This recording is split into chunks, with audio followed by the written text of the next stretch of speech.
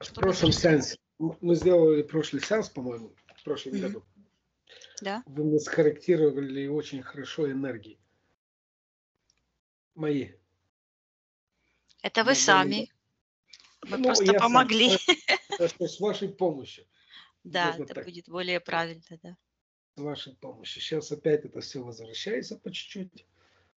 Ну, я имею в Мгм. виду алкоголь и другие там нехорошие дела. Второе. Мгм. Могу сказать? Мгм. Я бы хотел разобраться в ситуации, именно что лежит или что они сделали при жизни. Это связано с моей семьей. Вот моя семья прошлые родители, Царство им небесное, или кое-кто еще, что они наделали. То, что на меня это влияет в нынешней жизни. Я бы хотел очень разобраться в этом. И вот третье, что было, я хочу разобраться конкретно, почему на меня это лежит, и я эту дорогу веду. Это был третий вопрос. Виктор, вот этот первый вопрос, связанный с алкоголем. Ну, я начал пить по- просто так. Вот, нечего делать, идем, пойдем выпьем. У меня такого нету.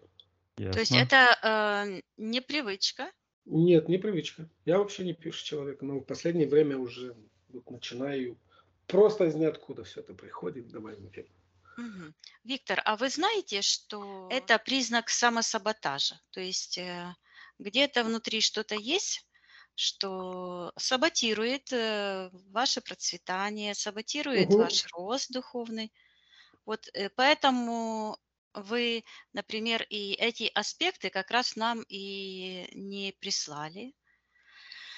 Вот, потому что любая зависимость, абсолютно любая зависимость, ну, не только алкоголь, бывают разные Угу. зависимости от игр, от депрессивных состояний или что еще. Это все признаки самосаботажа. И сейчас прямо это все кричит, прям лезет наружу. Угу. Вот, потому что вы не прислали именно эти аспекты, то есть это лежит где-то там один единственный какой-то страх, потому что в основе самосаботажа всегда какой-то страх. Это не всегда очень серьезно. Вселенная шуток не понимает. То есть она Угу. очень буквальна. Все, что мы делаем, говорим и думаем, оно самопроизводится. Мы творцы. Вот, это первое, что бросается в глаза.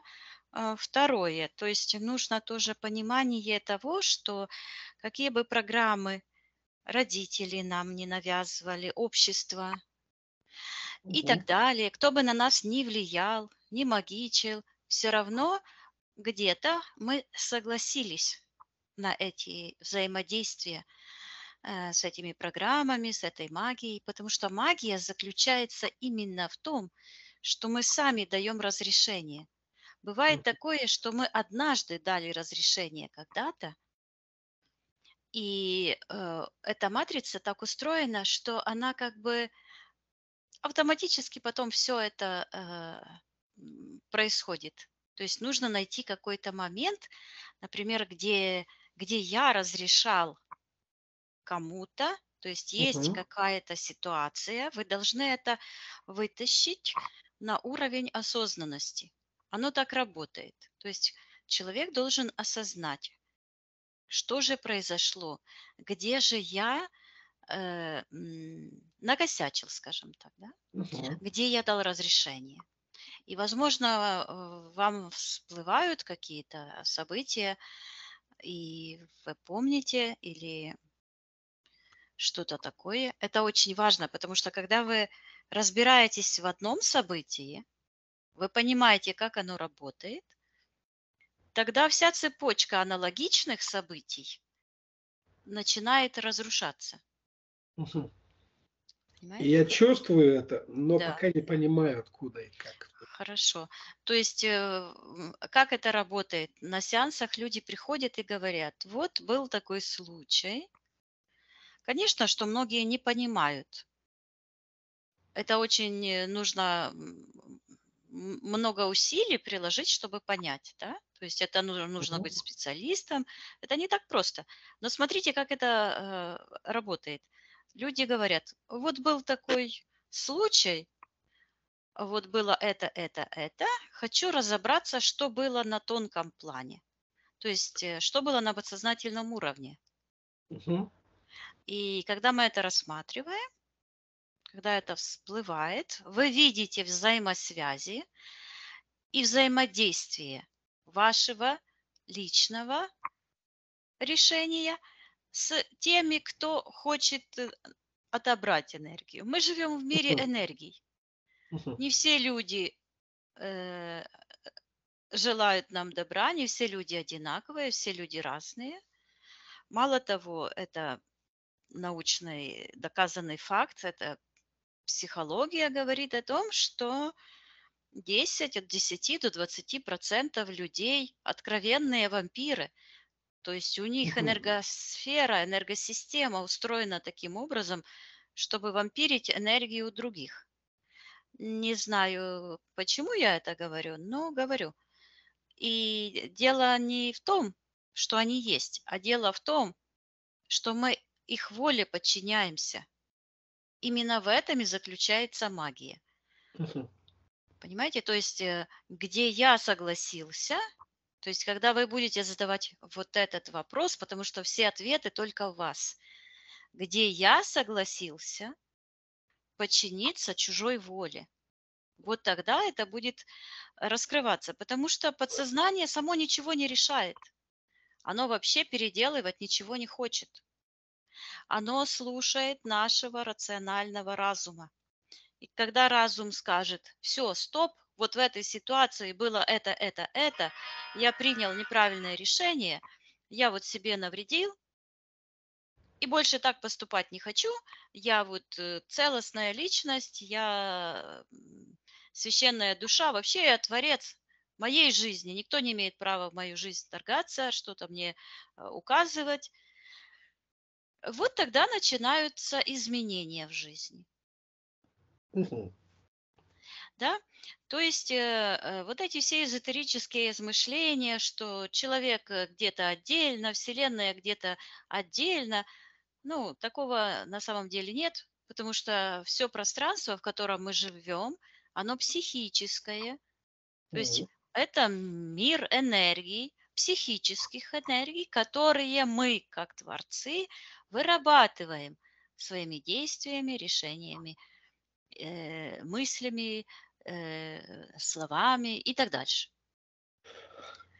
Окей. Понимаете? И это все исходит из нас. И когда мы понимаем вот эту ответственность за наши действия, это не всегда осознанно, естественно, происходит.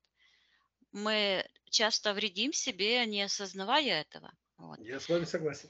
Да, но в этом нужно разобраться и выявить вот этот самосаботаж. То есть, если вы видели видео, которое я выкладывала, как я разоблачила в себе самосаботаж, Нет, я не видел. очень жаль. Можете поискать на канале. Это очень интересно, потому что я на своем личном примере рассказываю весь механизм.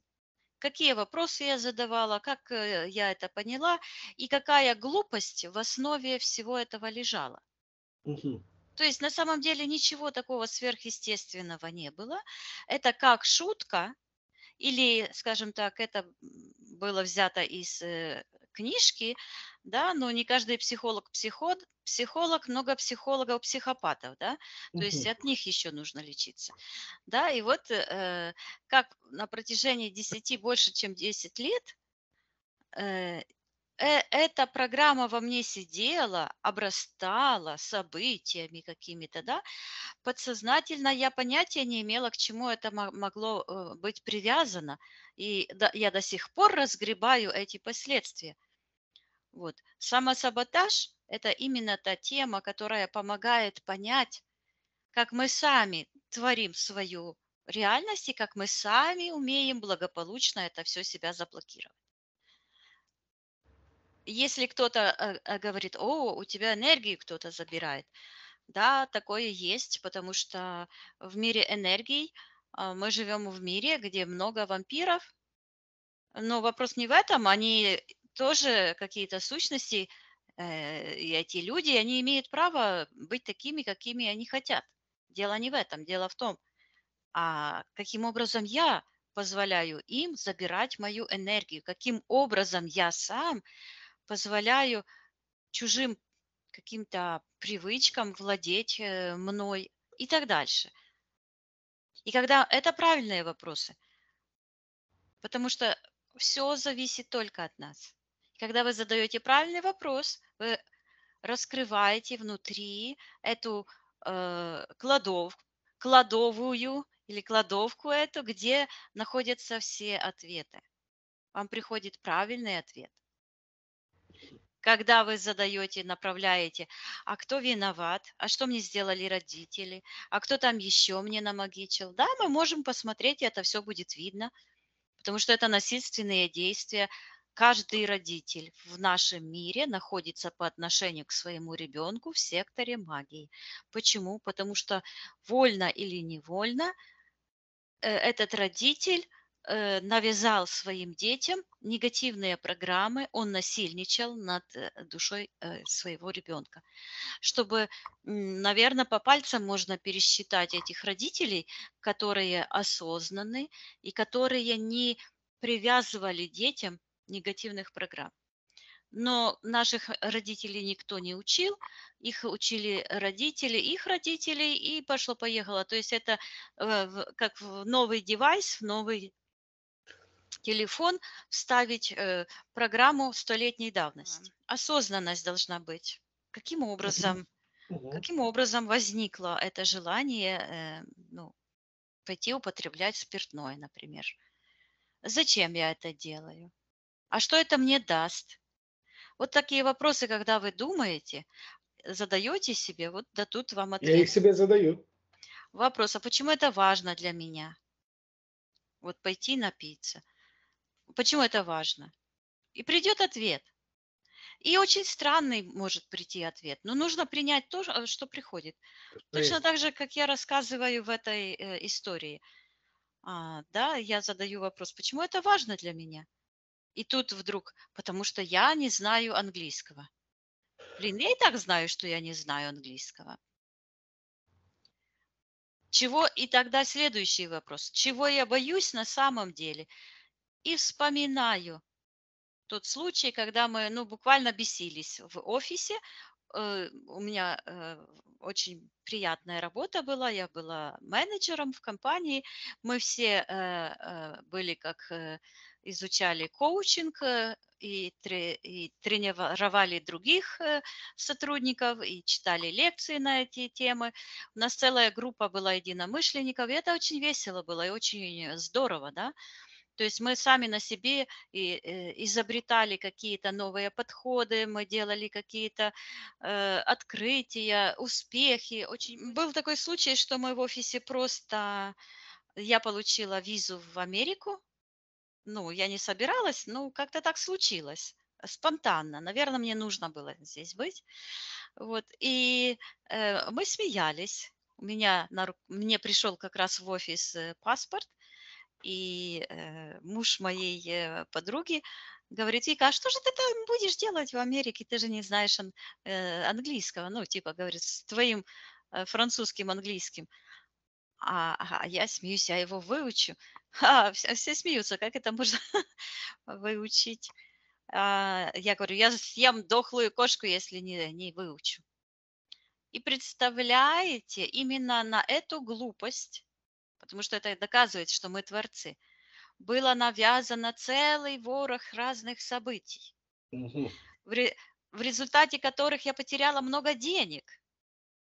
Потому что деньги, смотрите, моя энергия, ваша энергия, энергия каждого человека, каждого творца, мы творцы, она помогает этим вампирам, у которых нет своей энергии.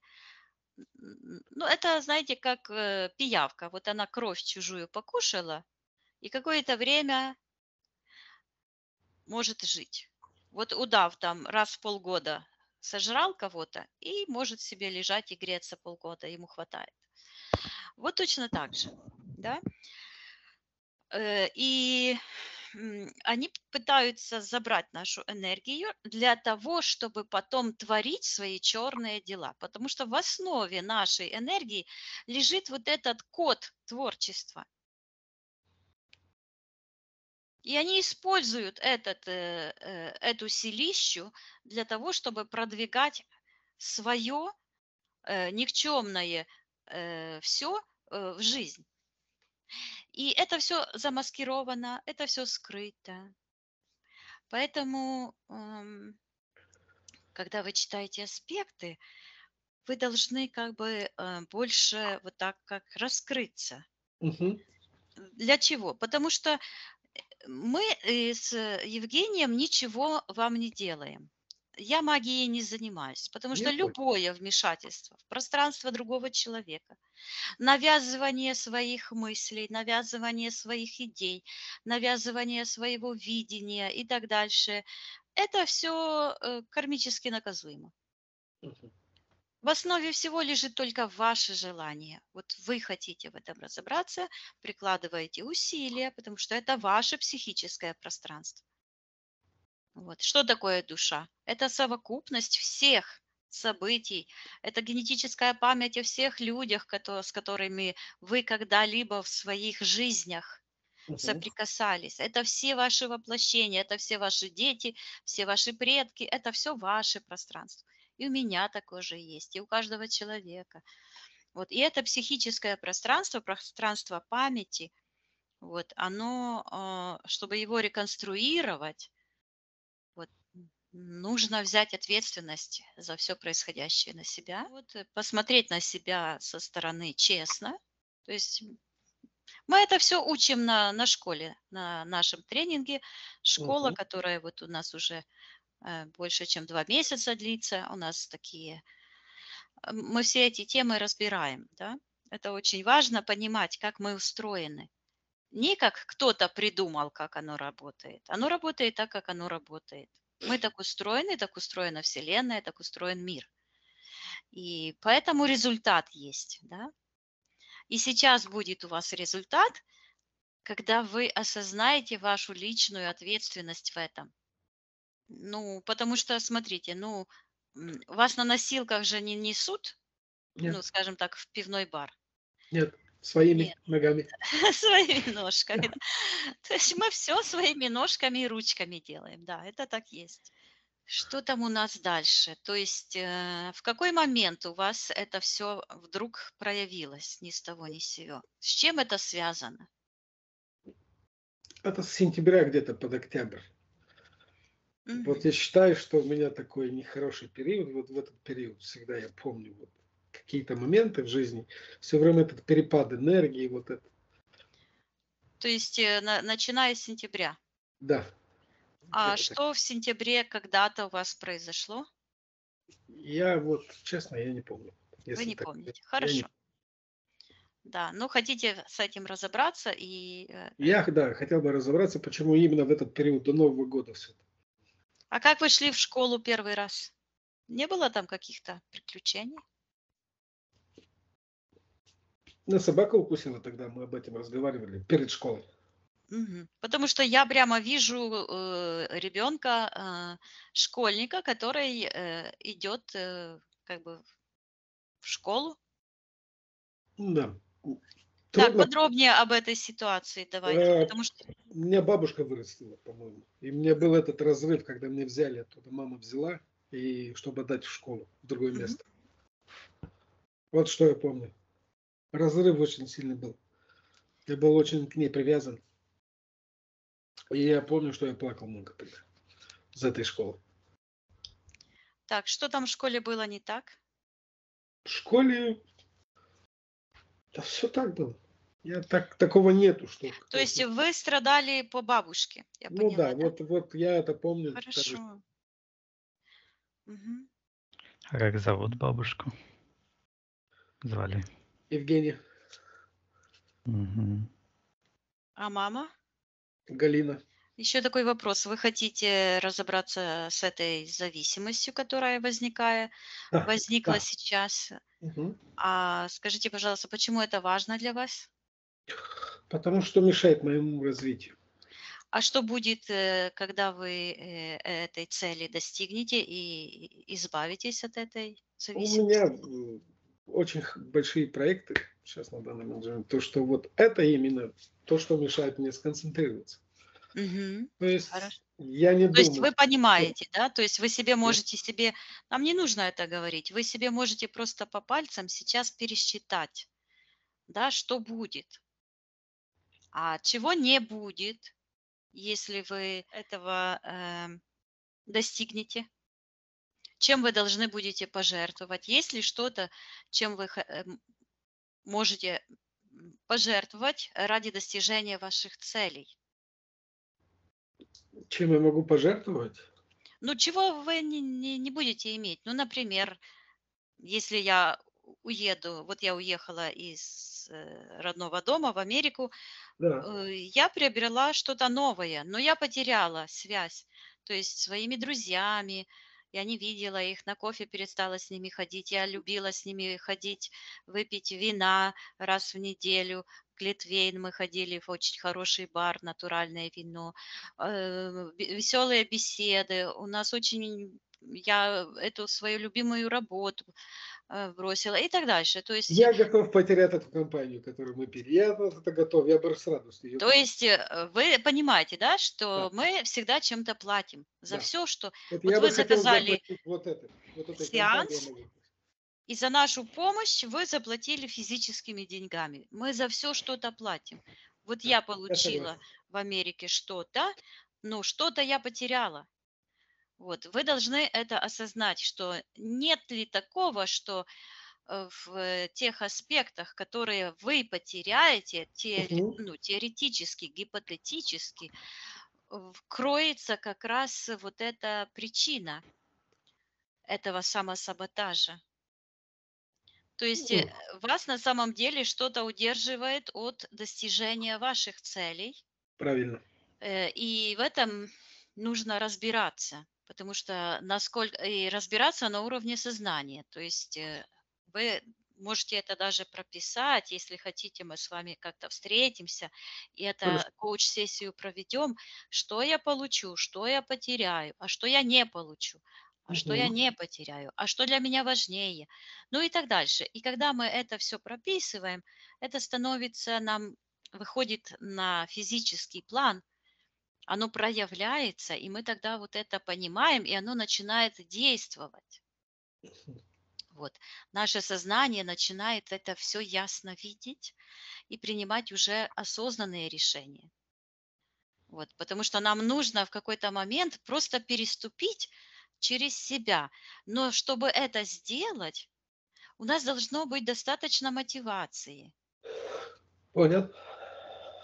А чтобы было достаточно мотивации, мы должны мечтать, у нас должна быть эта мечта перед Мгм. нами, достаточно осязаема, конкретная, с конкретными датами, целями, событиями, достижениями. То есть мы Мгм. должны уже как бы зайти в это пространство, как будто бы это уже произошло.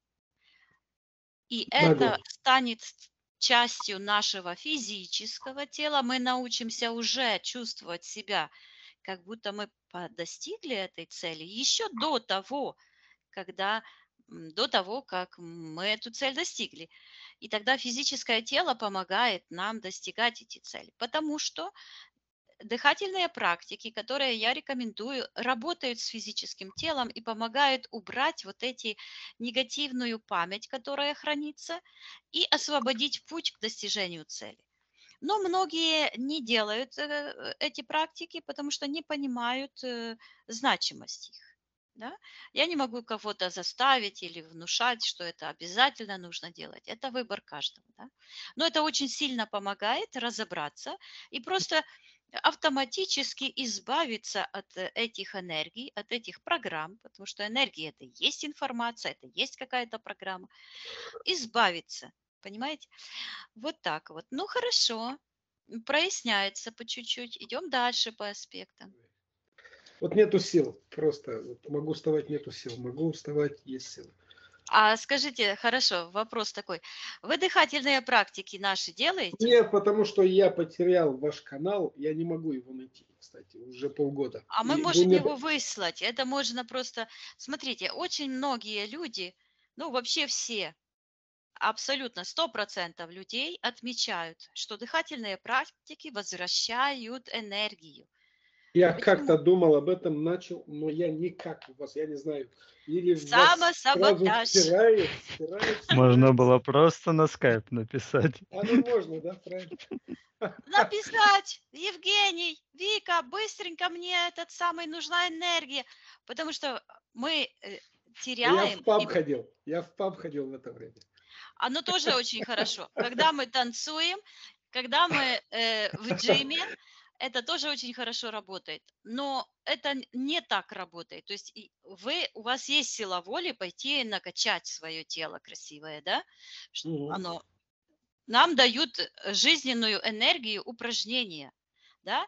То есть это понятно, что когда человек ляжет и лежит, ну это я на себе даже испытала, когда я в 6 классе было ожог ног, и я лежала 2 недели. Ну и представьте, через 2 недели мои ноги разучились ходить. Меня папа и мама брали под руки, и я тыкала-мыкала, мои ноги меня не слушались. Как это так происходит? Так очень быстро, да? То есть Вселенная так устроена, она то, что не нужно, она выбрасывает. То, что телу не нужно, она тоже, ну, не то, что не используется, да. Если мы ходим в тренажерный зал, у нас нарастают мышцы, мы становимся крепкими, и вырабатывается жизненная энергия именно во время физических упражнений. Но где же наша психическая энергия берется? Так вот, она теряется. Вот можно представить, как теряется и как приобретается наша энергия.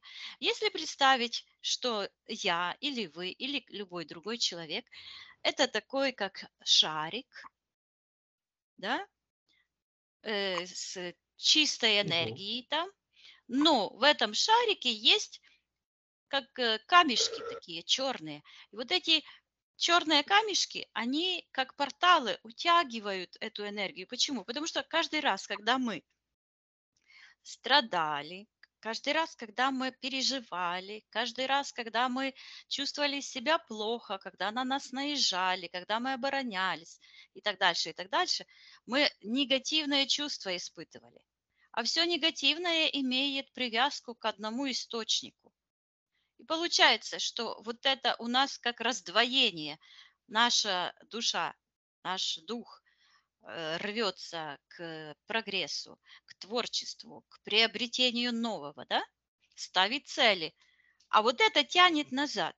Оно не просто тянет, оно утягивает нашу энергию, наши силы, наши ресурсы, наши достижения. Это все уходит куда-то в какие-то порталы. И с этим связаны конкретные случаи, события, конкретные переживания. Когда мы выполняем дыхательные практики, там идут аффирмации. Они общие но звучит общая фраза, но у каждого человека свои какие-то события, свои переживания конкретные. И вы вспоминаете, потому что вы заходите в альфа-состояние, вы делаете себе маленький сеанс. Как я Мгм. захожу в альфа-состояние, так и вы. И вы вспоминаете эту ситуацию, и вы отменяете это, и это как камешек разбивается, эти негативные это для вас уже не важно. И ваша чистая энергия возвращается, а этот канал закрывается. Вот что происходит на этих сеансах дыхательных практик. Почему это важно? Это работа с физическим телом. Даже в Библии написано, что дух активный, но немощное тело. Смотрите, вы молодой, красивый мужчина, полный сил, но какие-то там вот пятнышки на вас вылазят. Ну как это? Это же не должно быть такого. Ну да. Да, и оно наш подход четырехмерный дает возможность достичь этого пятого измерения, этого Духа Святого. То есть все 4 подхода, которые мы делаем, да, это осознанность, упражнения, работа с физическим телом, работа с подсознанием, работа с осознанностью, открывает дверь, только вместе так работает. Нельзя, например, если человеку нужна операция, сделать только наркоз, а операция сама собой, аппендикс каким-то образом вылезет из человека. Нужны все мероприятия, да, то есть и аппендикс, чтобы сделать операцию, там доктора должны собраться, провести эту операцию, все мероприятия, которые нужны. Точно так же и здесь. Чтобы излечить наше сознание, нашу психическую энергию, нашу душу, нам нужно применить все инструменты, и тогда мы достигнем этой цели. Хорошо, Виктор. Я почему говорю? Потому что мы должны настроиться, да? Мы должны сонастроиться. Это ваша работа, Да. ваше решение. Я телепат, просто посмотрю и расскажу, что там у вас Хорошо. происходит. Окей? Контракты расторгнуть. Да. Причины убрать, разобраться. То есть посмотреть в глубину, что там творится, но остается еще дело за самым важным, это прикладывать усилия, действия. Без действий ничего не происходит. Да? Вот То есть поэтому я не могу никак сконцентрироваться на этих не действиях. говорите таких слов «не могу». Мне мешает вот эти другие Это неправда. Говорите «не хочу». Как только вы начнете говорить правду, все встанет на свои места. Вы скажете: я не хочу сейчас достигать этой цели, я отвлекаюсь, это мое желание. Как только вы начнете говорить правду, эти все программы начинают рассыпаться. Я с вами согласен, потому что я переезжаю через паб, говорю, давай зайдем туда. То есть неосознанно останавливаюсь и заказываю пиво, виски. Это все осознанно. Никто меня не заставляет. Вы были правы. Хорошо. Благодарю за вашу честность. Вчера читала такой смешной комментарий. Вот насмеялась под видео.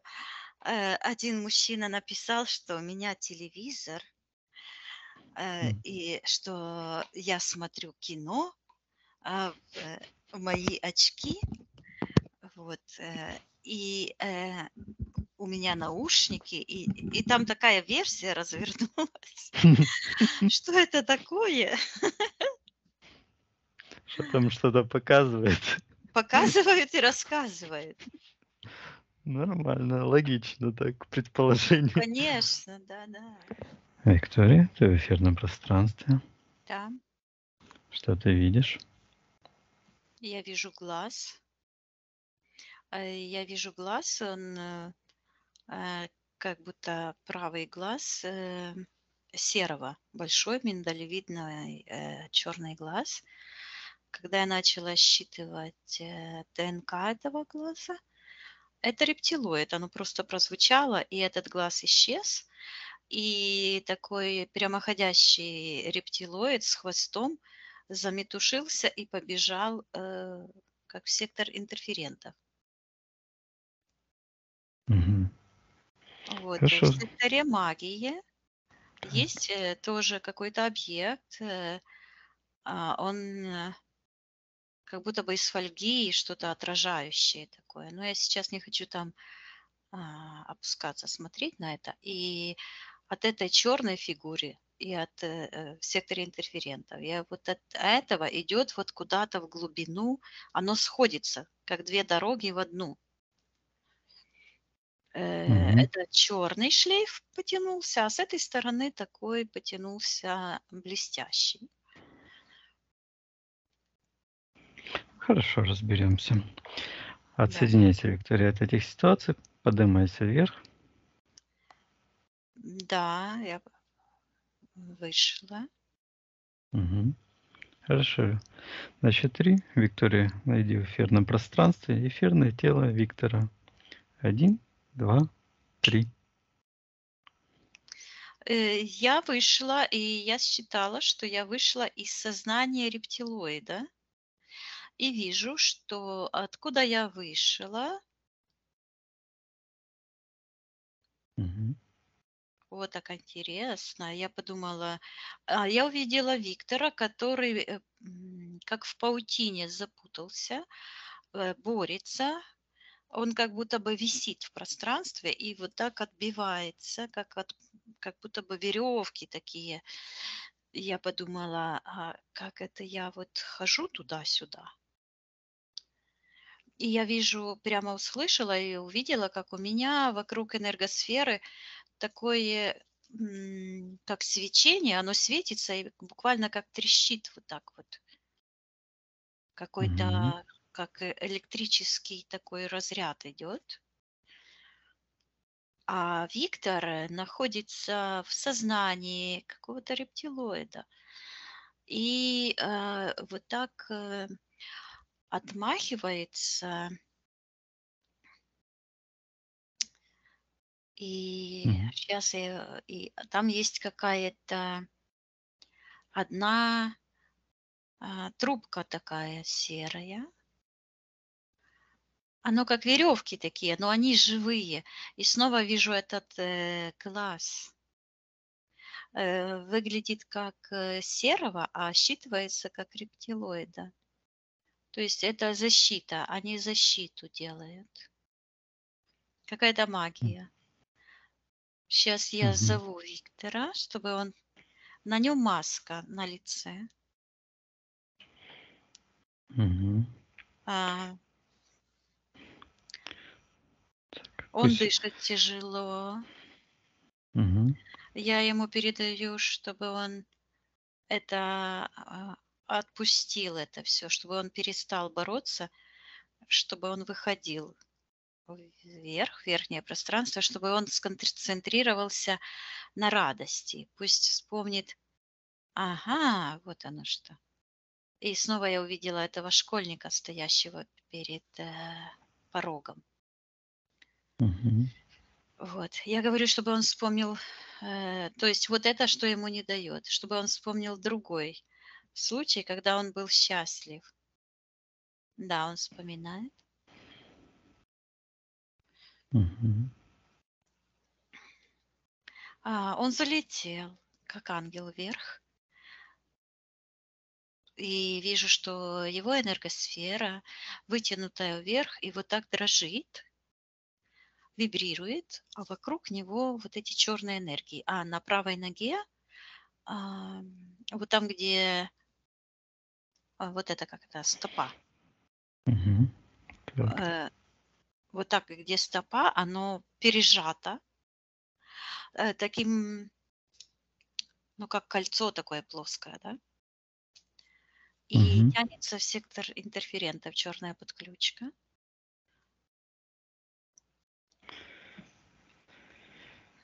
Хорошо, Виктория. Давай тогда считай эфирное ДНК Виктора. Он ли это? Это он. Мгм. Спроси у него разрешение, потрудиться с ним и для него. Он разрешает. Мгм. У него сильнейшая утечка энергии. И я вижу его физическое тело. Он вот так как-то как разделен. Физическое тело – это как оболочка, но оно не такое, как в натуре, да, а как будто бы Мгм. оно где-то сзади разрезано и разложено, как такая, ну, картина, да. То есть Мгм. как будто бы кожу разрезали вот где-то сзади и вот так раздвинули. Почему-то вот так. И правая рука этого тела как привязана куда-то, утягивается, а божественный дух считывается вот так отдельно. где-то Мгм. внутри, за этим телом, и от него через ногу, через эту, тянется подключка. Так и считывается вот эта подключка, как вампир. Мгм. Это через ногу идет утечка энергии у него? В основном, потому что еще есть сектор магии, и от сектора магии именно я вижу странный как оно выглядит. У него подключки почему-то я просто вижу его ну, частями тела, как физическое, и вижу его грудь, и вижу, как его к соскам идут такие подключки. Это странно, он же ну, как бы не женщина, но у него мужская грудь, все нормально, вот это все вижу как физически, даже волосы, все. И такие черные подключки идут именно от сосков в сектор магии. На голове считывается как покрышка, какой-то имплант черный, Мгм. а программа считывается дело в шляпе. Вот это на Мгм. голове. Так, и тоже подключка в сектор магии идет. Ну, хорошо. Кто находится в секторе магии, приказываю проявить согласно физическому ДНК. Банку поставлю. Пусть они в банке и проявляются, чтоб не мешали. Там я вижу два объекта. Один это считывается какая-то женщина, которая как бы преклонилась на колени, что-то делает. Меня увидела, я ее закрываю.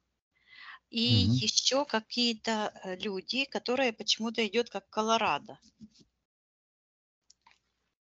Мгм. А что значит Колорадо?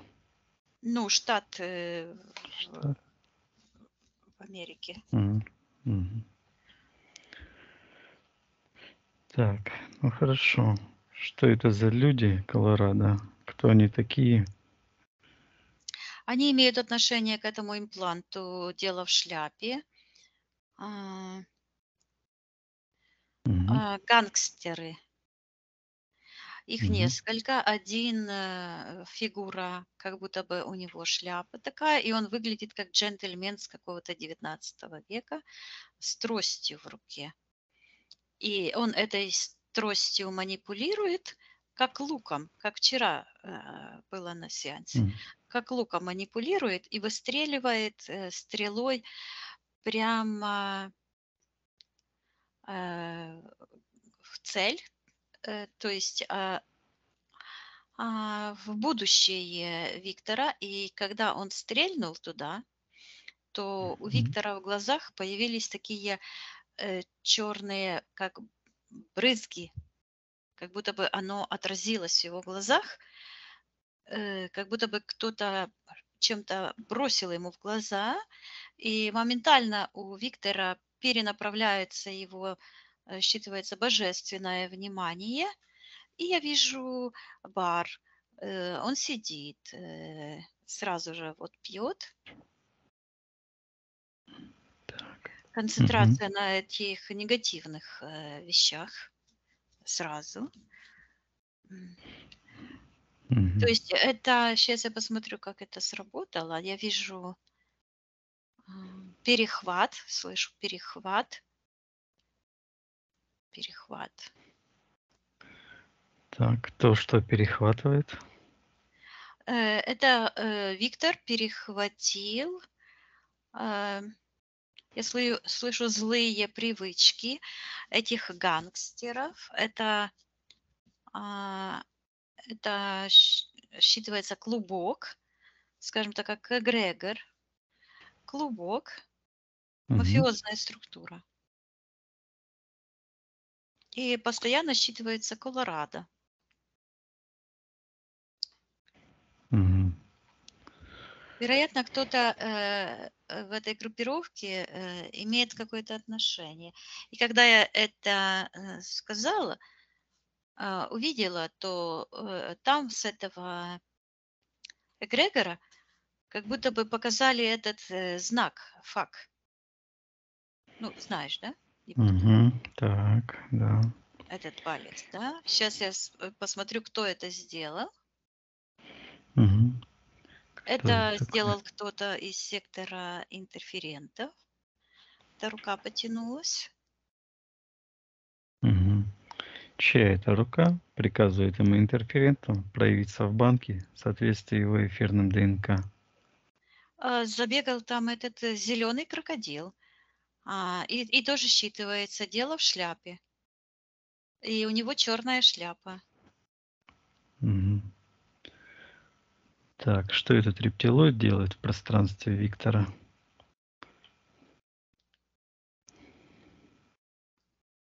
Ты меня спрашиваешь или его? Или приказывая ему, рептилоиду, отвечать, что он делает в пространстве Виктора. Мгм.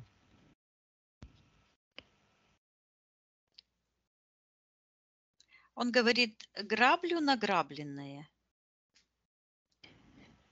И я вижу, как он вот так как собирает такую божественную энергию, сияющую, которая находится в секторе принятия решений.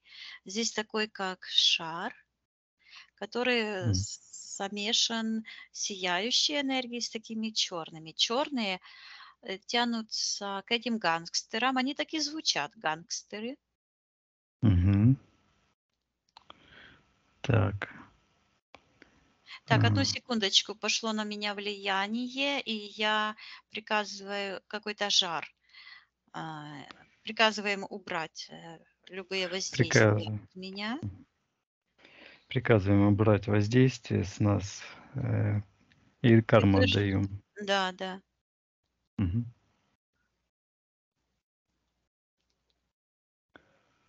Так, Виктория, откуда? Он называет Мгм. а, Виктора называет беспутным. И я вижу, на что это притянулось. Я вижу маленький ребенок, этот школьник, который я его видела. Надо разобраться в этом. Эта картинка как в секторе интерферентов находится. И этот мальчик-школьник стоит перед таким черным порогом. М. Да, а этот порог... Сейчас я заморожу, подожди, этих Давай, гангстеров и забороть всех. да, и Мгм. эту женщину, которая там присела, что-то делает. Мгм. И посмотрю, кому принадлежит этот порог. Он к сектору магии привязан. Мгм. Что это вообще за порог? Там идет странная такая картинка. В секторе магии считывается умиление. Второй раз уже услышала это слово. И вижу образ такой бабушки, которая вот так сидит и улыбается. Это бабушка Евгения? Сейчас. Это нет, это не бабушка М. Евгения, это какая-то программа. Мгм. Называется «Умиление». Сейчас я посмотрю, поговорю с ней, что она делает в пространстве. Она говорит Виктор. моего мальчика. Мгм. Говорит, я отдаю его в школу. Она умиляется тем, что мальчик вырос. Ну, нормальные чувства, да? Мгм. Но это вызывает, я слышу, апатию у Виктора. То есть и Мгм. такая энергия, то есть взаимодействие вот это. То есть я слышу некорректный эффект. Давай посмотрим, Виктория, когда эта программа впервые появилась в пространстве Виктора, что это Подожди, было за подожди, событие? это не Да, впервые. Давай да. посмотрим, что дальше идет, а потом Давай посмотрим, посмотрим. потому что Мгм. то, что впервые, может быть совсем другое, а мы сейчас не рассмотрели еще. Тут важный аспект, что вот это я услышала, не, как это, неадекватный эффект или какой? Уже не. Ну да, апатия у него появилась. Да, Почему? у Виктора появилась апатия? Он говорит, я не хочу возвращаться домой, и у него как будто бы он возмущается, бросает, ну, как знаешь, психи, и человек Мгм. бросает что-то, посуда или чем, так у него внутреннее состояние, так, слышу роспач. По-русски это будет как, сейчас, это не просто апатия, это как бессилие перед обстоятельствами. Мгм. И он поворачивается назад в секторе интерферентов и говорит, мне нужно отдать мой долг.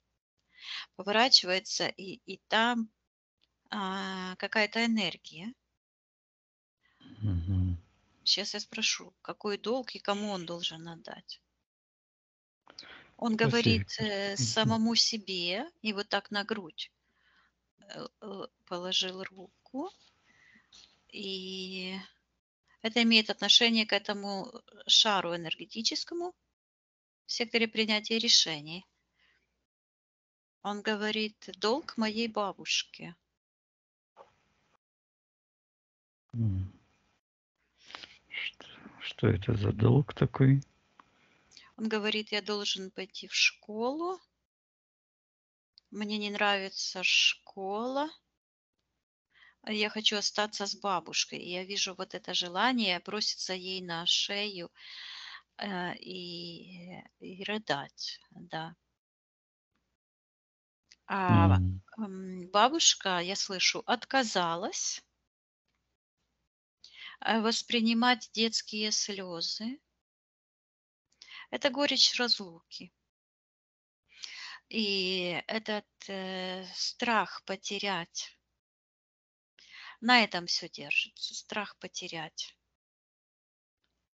то, М. что дорого, то, что есть. Да, Мгм. Что в этот момент происходит с эфирным телом Виктора, когда на появился эфирном этот... плане. Мгм. Да, на эфирном плане. А я вижу, что у него появляется такой, как укус в щеку, но небольшой. Он так вот снял и выбросил. Это программа. Мгм. Она какая-то как кусок оставшийся.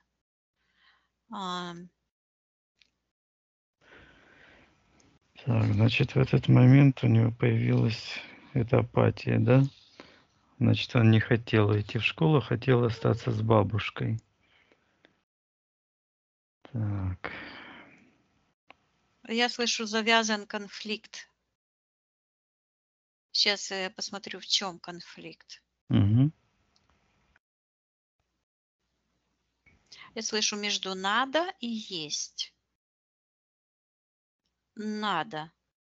Это именно вот эти энергии, как собака укусила. И есть это относится к этим, я слышу, рептилоида, которые находятся в секторе, давненько мы их не видели, в секторе интерферентов. И в этот момент вот эта энергия надо, они ее берут, как будто бы разложили карту, склонились. Сейчас посчитаю, приказываем всем встать в линеечку. 3. Приказываем это сделать, стать по Их старшинству. 3, а один вот стоит один вот с этой стороны стола, стол такой длинный, 2 вот там, в том углу, а третий черный, как бы спиной ко мне. Разложили эту карту, а эта карта, сейчас я посмотрю, это именно вот это как тело физическое, как будто бы развернуто. Мгм. И считывается астрологический прогноз. Они смотрят на эту карту физического тела, эти блокировки, и соотносят это Ну, ты знаешь, так и хочется сказать, ну, вот нифига себе. Ну, это неправильно, я отменяю это, так нельзя Мгм. говорить. Все себе хорошие, да. Но они увидели меня, оглядываются, я им как-то бумкнула по головам, и они замерзли. И я Мгм. сейчас рассматриваю, мне это очень интересно, я такого еще не видела. Я беру эту карту и смотрю, что произошло. То есть эти переживания, они легли в основу их астрологического прогноза, планирования жизни Виктора. Я вижу, как эта карта перемещается эм, психосоматически, это оно относится вот к левой стороне, закрывает будущее и создает, я так и слышу, оно считывается астрологический прогноз. И от этих событий они выглядят как такие черные орешки. Внутри светится с одной стороны, как росточек такой. Знаешь, как семечко прорастает, открывается с одной стороны. И вот оно открыто сверху. И такой росточек, оно так и считывается, как росток. Прямо М. как начинает из зернышка прорастать. И такая сияющая энергия, и оно входит кроной именно в сектор интерферентов. Сначала это зелененькое, сияющее, потом превращается в черное. События превращается в события. То есть они какие-то на этой карте Вот это, выставляют эти это события? нет, да, Ну, или да, да. ну типа да. Это как раз и дает ответ, чем на самом деле занимается астрология и почему Библия запрещает любые соприкосновения с магией, вызывание духом, астрология, считывание по звездам, по тому, по сему и так дальше, потому что это все в руках э,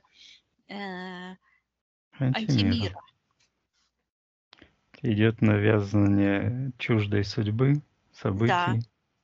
я слышу выстраивание э, личностного характера, характер поведения, типа манера поведения. И вот это вижу за барной стойкой. А, Мгм. вот К одной из событий. Мгм. Да, да, да. Оно очень сильно навязано. Слышится, как заглушить горе. А какое горе? Это расставание с бабушкой. Вот. Так, понятно. С милой Хорошо. бабушкой. Ага. Милость, это Мгм. милость, да. Любовь. Хорошо. Вот этих рептилоидов в банку, и в этой же банке приказываю проявиться хозяину этих рептилоидов, самому главному. Согласно эфирным ДНК, приказываю ему проявиться. Он проявился как какой-то воин, который угрюмый стоит с мечом, и потом резко оно убежало. Считывается черт сознания. Вот почему по-английски церковь это church. Ну Черт да. сознания. Так, Да. что это за сознание? Кому оно Сейчас я принадлежит? посмотрю. Оно Мгм. раздвоенное. У этого так называемого воина отвалился его черный плащ, а эти руки, как металлические с этим металлическим мечом, в другую сторону ушли. И принадлежит это меч. А, а, Вниз опускается и дошел до основания. Это как пиндер, считывается Мгм. люциферианское царство. А этот плащ, покрывало, это магия, уходит в сектор магии. Это магия покрывала этот плащ черный. Мгм. Я слышу магия взаимодействия, насилие, ложь. И Мгм. я увидела, что вот это событие искажено было. Это потому что школа эта вся система дьявольская, да, она не по конам Вселенной, и ребенка нельзя разлучать с любимыми а, людьми, Да. которые его взращивали. То есть это все ложь. И я вижу, что там это событие находится у этого, я слышу, как внутри, в Пиндере у этого Люцифера, это событие, как этот мальчик стоит, на нем эта шляпа черная, и она проявилась как в университетах в Америке. Квадратное это. Такая Мгм. штуковина и черный плащ. Черный плащ. Но стоит там этот мальчик. Да, я слышу education. Мгм. Вот. Так, хорошо, Виктория. Посмотри, у этого сознания Люцифера есть ли частица души Виктора? Есть. Именно это есть завязка, и этот его же меч, и этот пиндер, он как будто бы вот так вот вытворяет такие какие-то маневры этим мечом, типа. То есть Мгм. он, я слышу, руководит сознанием. Мгм. И он называет Виктора Люцифером. И говорит, Так. что он, ну, этот Люцифер, да, что он Мгм. управляет сознанием Люцифера. И ну, это телепатически все там быстро происходит. И я спрашиваю, почему он называет Люцифером Виктора. И он говорит, что он разделил его на двое и показывает вот так, как будто бы он чахнул Виктора, вот так с правой стороны в левую этим мечом, так и слышу, на уровне ягодиц. И сейчас проявилась подключка у Виктора, и эти энергии, то есть к его второй чакре, первая и вторая чакра заблокированы, обе. М. А Мгм. это как раз и есть достижение, это энергия, там, достижение цели. Это точно так же, как на физическое тело свою силу, ну, демонстрирует творческую силу. Это здесь происходит, в этих чакрах происходит, я слышу, преобразование бытия. То есть вживление, я буквально так слышу, вживление Хм. идеи, мечты в физическую Твор- реальность. Творение. Да, творение, да. Это акты творения здесь происходят, ответственные вот эти чакры, и там огромная подключка идет. Мгм. Так, нужно посмотреть, ну это понятно, за что зацепилась, кто зацепился, а кто, когда эти подключки произошли. Слышу год назад. М. Приурочено, я слышу, приурочено к событию похода в школу. И снова вот эта энергия, как собака цапнула за Мгм. щеку. Давай посмотрим, Виктория, подписывает ли Виктор с этим Люцифером контракт. Вот это на разделение. Сейчас я посмотрю, Мгм. на что согласился. Я вижу, как ребенок плачет на физике. Маленький ребенок. Ну уж, забирают от бабушки, он идет. Мгм. Да, он подписывает контракт. Он говорит, я не хочу к маме. Мгм. Тут же программа как-то звучит от темная, такая черная. Я хочу к папе. А имеется в виду этот Люцифер. А он вот так. Ха-ха-ха. Мгм. Так, понятно. Что в этот момент на эфирном плане, на что соглашается Виктор? Идет помочь Люциферу в достижении его целей. И вижу этого мальчика, который в этой шапочке, слышу вот это education. А чем помочь? Мгм. Я вижу, что он буквально отдает свою силу, то есть своими как будто бы руками приделывает этому Люциферу эту свою энергию туда, к ему. Мгм. И это тот шланг, который я видела, от которого он вот так боролся в начале сеанса.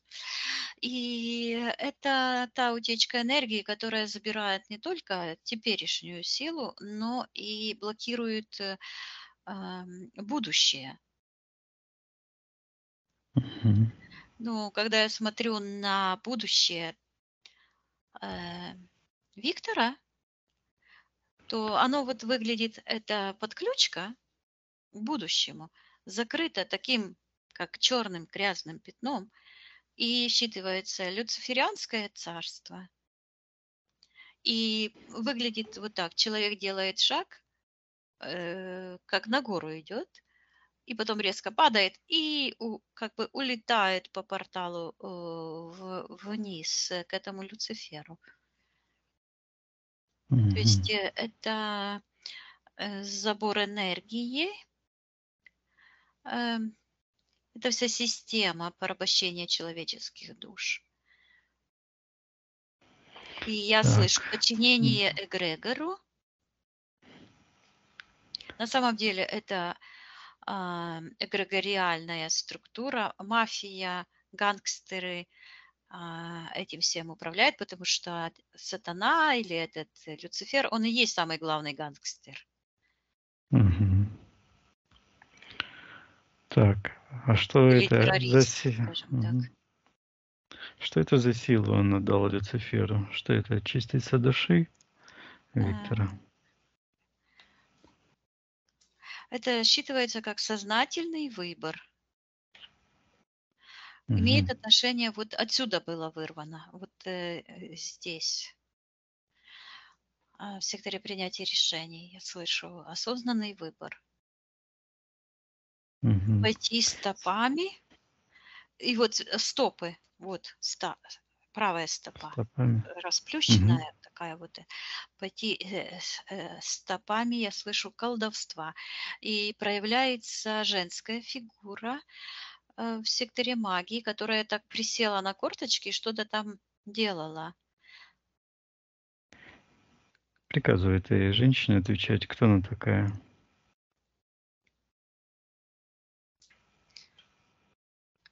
А она говорит, я его будущая мать.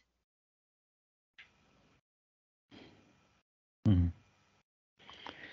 Что она делает в ее пространстве Виктора? Эта А женщина почему приказывает. будущее, интересно? Будущее не может быть в секторе магии. Конечно. Насилие. Что она делает в пространстве Виктора? Приказывай ей отвечать. А она говорит, он пойдет со мной в школу.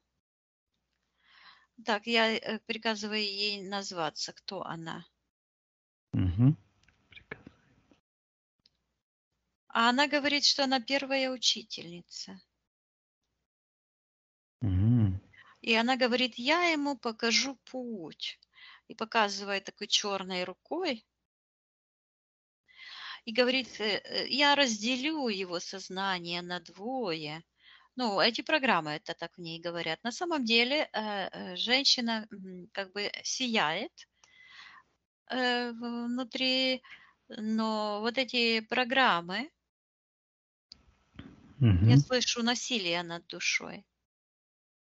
И она говорит, что она покажет путь, а на самом деле я вижу, что тот путь, который она показывала, это стало а, как этот портал, эти энергии черные, эти каналы, от которых сейчас Виктор хочет избавиться.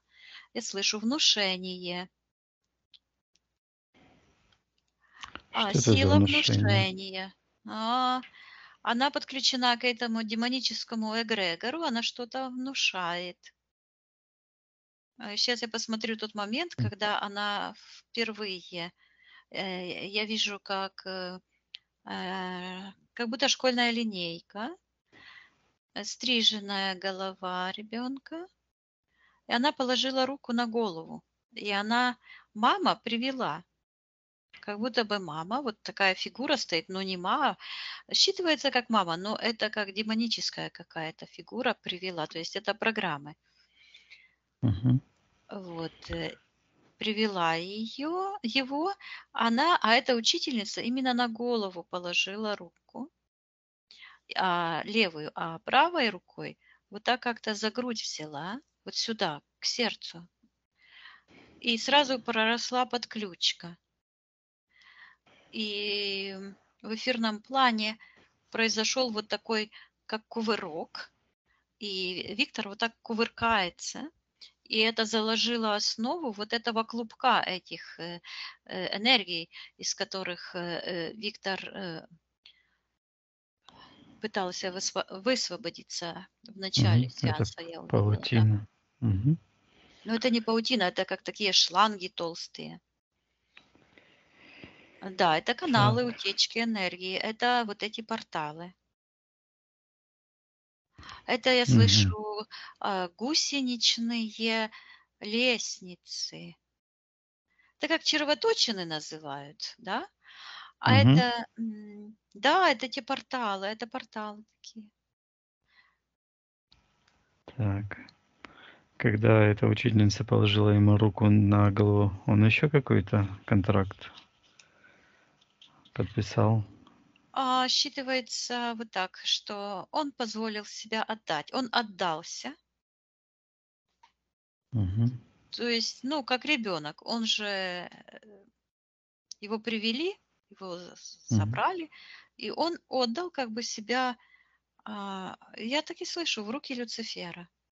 Почему? Потому что эта учительница, она а, просто колдунья.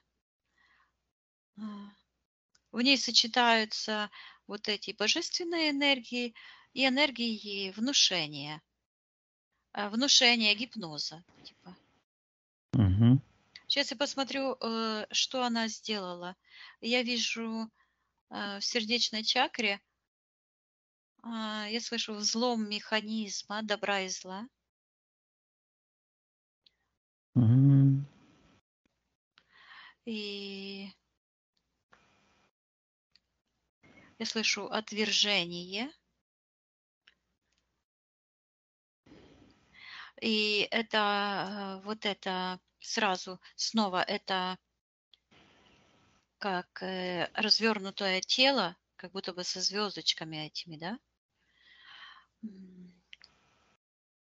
Астрологический Да. гипноз я слышу, то есть это единая система управления душой, и учительница, как часть этой системы, взяла активное участие в порабощении души Виктора. Мгм. Так. Хорошо, Виктория, давай вернемся к контракту вот этим с Люцифером, когда он плакал. Да, Ага. я вижу. Значит, разделился надвое. Давай спросим, зачем ему нужен был контракт, почему он подчинился.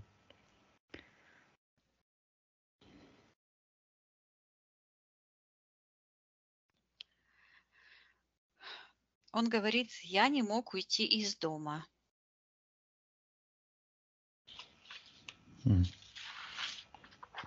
А почему он не мог? Из А, какого дома? да, что это Он говорит, из обозначает? дома матери.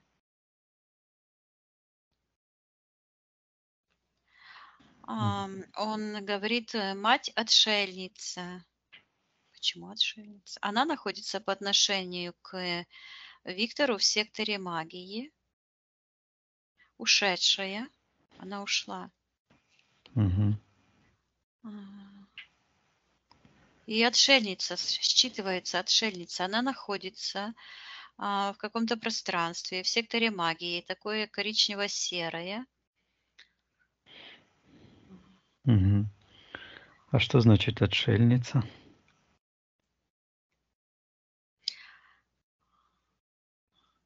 Я слышу затворенная заживо. Она как в тюрьме сидит, в пространстве, в плохом пространстве, в секторе магии по отношению к Викторе. Считывается отшельник, отшельница. Мгм. Так, а почему она в секторе магии находится по отношению к Виктору? Она Что? предала Виктора, она так и говорит, что она предала Виктора. Мгм. Что это было за предательство? Она показывает, что она отдала. Она как будто бы ребенка вот так отдает. Она говорит, ну я по-украински слышу, на призволяще, то есть, ну как будет, так будет. Мгм. То есть она не прикладывала усилий, чтобы быть с ребенком. Хорошо, давай передадим, если она захочет информацию, как освободиться. Если она хочет, пусть она отменит ее решение предавать Виктора. Я ей передаю, она находится во взаимоотношениях до сих пор с Виктором. У него есть подключка, как в печень от нее. Мгм. Идет, я слышу, психологическая нагрузка на печень, и из-за этого у него псориаз. Мгм. Вот. А когда эта подключка появилась в его пространстве впервые в этом воплощении? А какая подключка? В печень. Ты сказала подключка в печень. Когда его мама родила, это родственная связь, естественная родственная связь, которая захвачена для поглощения антимиром божественных душ. То есть это естественные связи родовые, Мгм. они выглядят как энергетические потоки и выглядит как шар такой, внутри которого вот текут энергии сияющие туда-сюда, вот так вот. То есть это было захвачено для того, чтобы создать, я буквально вижу, как распятое это тело его лежит Мгм. у этих рептилоидов, потому что это и до сих пор еще есть. И они как будто бы гвозди забивают вот эти события. Поэтому я и говорю, как важно дышать, эти дыхательные практики, простить мать, простить себя в первую очередь, попрощать всю систему. Нужно будет нам с тобой сделать практику прощения этой злой системы всей. Помнишь, напомнишь мне, Мгм. что мы это сделаем? Сейчас запишу. Так, это физическое тело, я вижу, и это захват, я слышу, преимущества, то есть это захват этих родовых связей Мгм. через порабощение, то есть через эту всю систему, то есть это многомерная система порабощения человеческой души. Так, почему этот захват произошел? Почему Виктор позволил это сделать, чтобы эти родовые потоки были захвачены?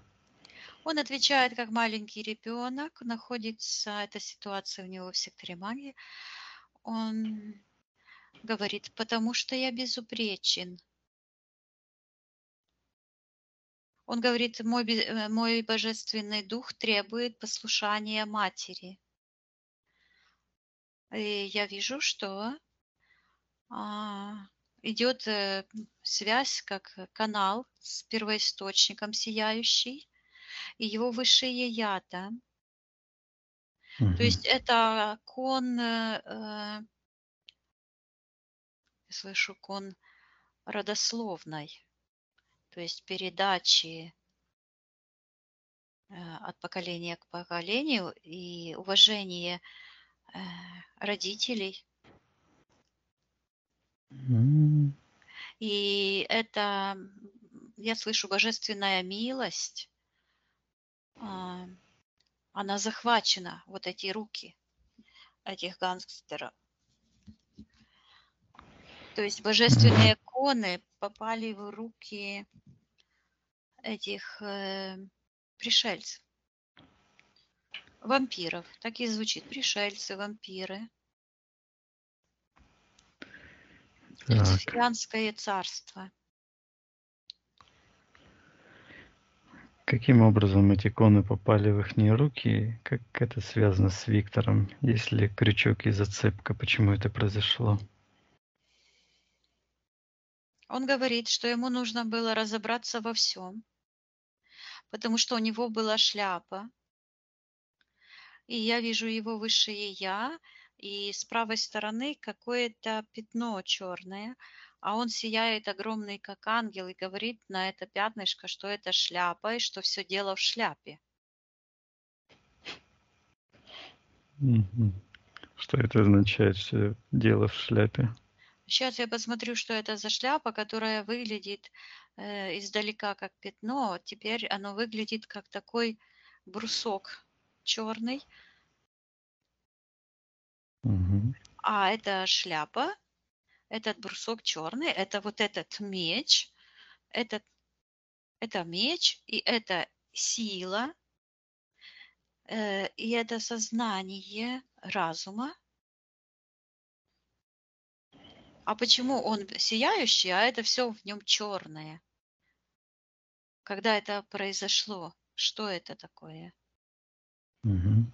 Когда это у него появилось Я впервые? слышу кувырок сознания, и я вижу, как от него как будто бы отваливается вот где-то отсюда такой кувырок происходит, и такой ребеночек сделал такой как кувырок, и он пах, стал как гимнаст вот так вот, уже взрослым человеком. Говорит, превращение разума в человека. Превращение. Он не родился. Мгм. Он, я слышу, сотворился человеком. Как трансформация? Нет, не трансформация. Это как... Сейчас я посмотрю, что-то... Что И это за он процесс? смотрит, Ага. он находится какое-то зеленое, все красивое. Он так осматривается и вот так, благодарит себя. Мгм. Типа говорит, что он пошел. И сейчас я с ним поговорю, что это за Мгм. событие произошло. И он говорит, я сотворился человеком. А зачем? Мгм. И он Как? показывает, что он как будто бы у него плуг в руке, и он говорит, что э, приготовить землю, говорит, для Люцифера. Потому что я спросила, для кого? Я подумала, что для людей, а он говорит для Люцифера. Мгм. Он говорит, что Зачем? ему нужно помочь удержать власть. Э, Зачем? Я спрашиваю его это. Мгм. Он говорит, потому что мы так решили. И вижу такую, как нить идет от него. Он в какое-то зеленое пространство попал. Вот такое зеленое пространство. И там его вот шар такой энергетический. И такая связь с первоисточником. Когда он сказал, мы решили, оно сразу, мое сознание вот туда, и я вижу решение. убрать Мгм. Люцифера от власти, которые как будто бы такие старцы или мудрецы а, сидят за столом и принимают это решение. Кто это был? Мгм. Посмотри, Виктория, кто это принимал это решение. Один из них это Виктор. Мгм. Их много. Они говорят, нас много. И говорят, чтобы я не раскрывала тайну. Хорошо. До поры до времени. Говорят, что потом все раскроется. Говорят, что все станет ясно.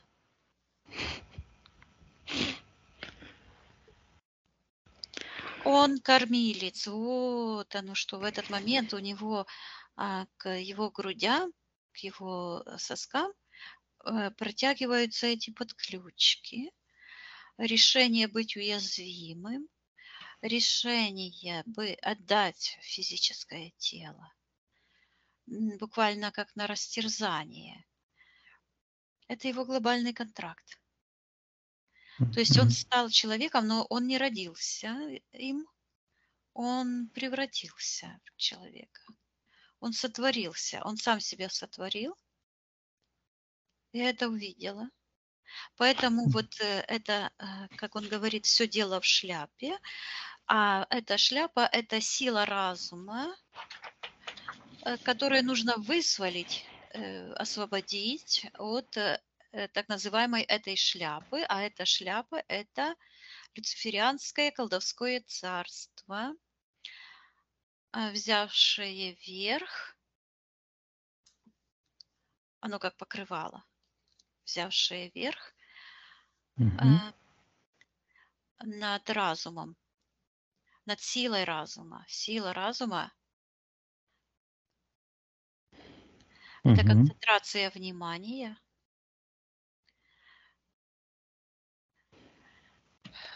на достижении божественной цели. То есть сила разума проявляется и освобождается только тогда, когда у нас правильные цели, направленные в сторону, то есть когда они совпадают с целями Первотворца.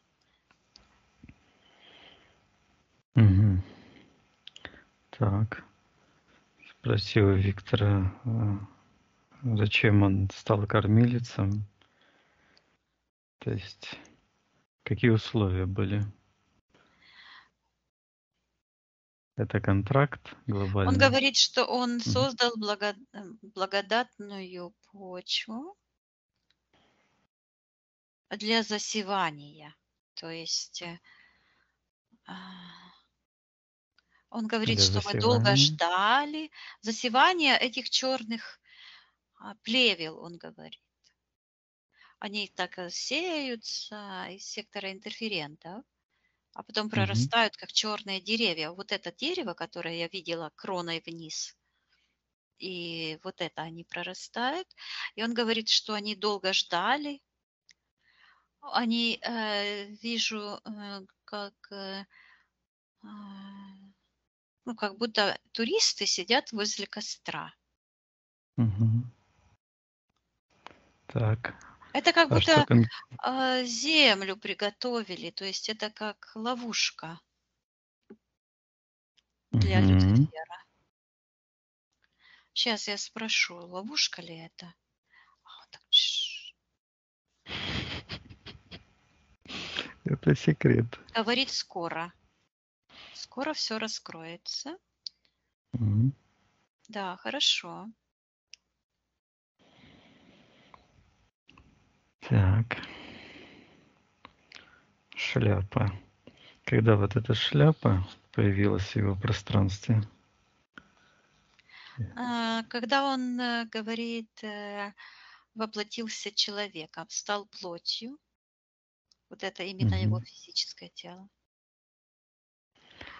Он как будто первый человек идет. Не тот Адам, о котором описывают, потому что в Библии описан случай совершенно другой. А это А давно было, когда он воплотился этим человеком? он говорит 60 миллионов лет, земных лет, 60 миллионов лет. Он говорит, что мы грунтовали землю. Этот слой, плодородный слой, что Мы значит взращивали грунтовый? зелень. Ага, ага. Вот почему оно все зеленое. Говорит, мы взращивали зелень. Он говорит, я был первопроходец. Теперь все стало понятно, почему эта училка. У него уже был этот так называемый путь проложен. И она просто эти энергии через учительницу, через эти события, через это все просто они, я слышу, завербовали таким образом Ага. через эту всю систему дьявольскую. Так, хорошо. Вот этот, когда он стал человеком, с кем он подписывал контракт, давай посмотрим это событие. Ни с кем не подписывал, у него не было контракта. Каким образом он эту Я шляпу получил? слышу, что он согласился быть первым уязвимым.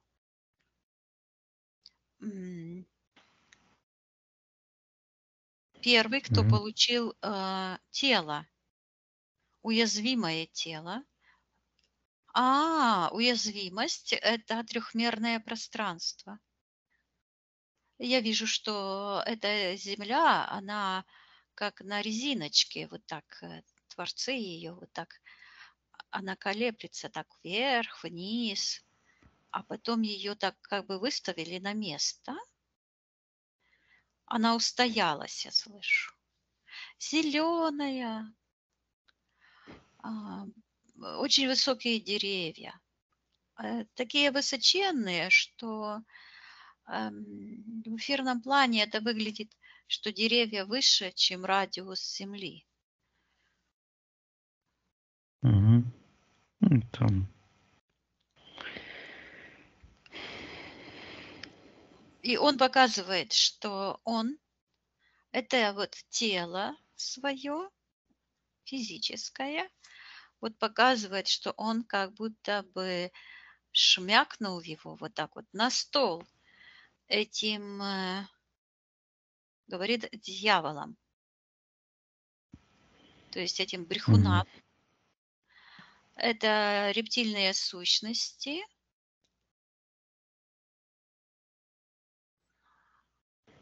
Мгм. Они переработанные считываются, отходы. Эти рептилоиды – это отработанные, переработанные отходы цивилизационного пути. Тоже путь, только в другую сторону, противоположную. Мгм. Да. Так. Согласился быть первым уязвимым. Где это его согласие? В какой момент он это согласился? Я вижу в духовной сфере.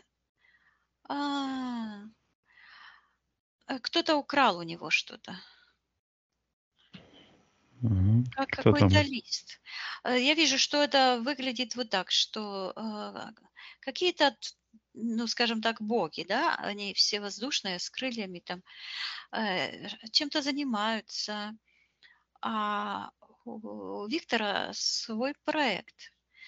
И в этот момент приходит такой сейчас я приказываю ему проявиться, кто он, как зверь, с такой рожей, с такими зубами, хотел меня куснуть. В банк. В Это, банку его с отражателем. ну, я его не в банку, я его Мгм. просто отодвинула туда. Мгм. Это Люцифер, это сын Бога, предатель, что-то выхватил. Он вот так хватанул, как бы со стола. у этих творцов. Приказывай Люциферу показать, что он выхватил. Я слышу решение быть пойманными. Так, где это решение? Мгм. Это связано с секретной миссией по воплощению, чтобы стать рабами Люцифера. Мгм. Интересненько. Да. И он Так, говорит, что мы проложили путь, показывает такой черный туннель. Говорит, проложили путь к сознанию Люцифера. Вот это как палочка такая какая-то граненая. Говорит, проложили путь к сознанию Люцифера. Я спрашиваю, зачем? Мгм. Он говорит, что нужно шляпу разобрать. Я вижу, что смотри-ка, он берет эту шляпу, она вот такая, считывается education. То есть это как вот это Школа. как Мгм. школа, как обучение, да? А Мгм. внутри он снимает эту черную шляпу, а внутри вот это, знаешь, как у Урании этот астролябий Глобус. такой, А, да? это конструкция. Мгм. Конструкция такая, вот такое же. И он же в этой же конструкции вначале, он же боролся с этим. Вот такая вот конструкция в этой шляпе. И Ну, понятно. Внутри шляпы, дело в шляпе. Ага. Это да, вот это и дело в есть шляпе. дело. Да, Вот вот эта это дело. школа. Да, то есть получается, что обучение, я слышу обучение творцов, это идет как миссия, я так чувствую, считывается.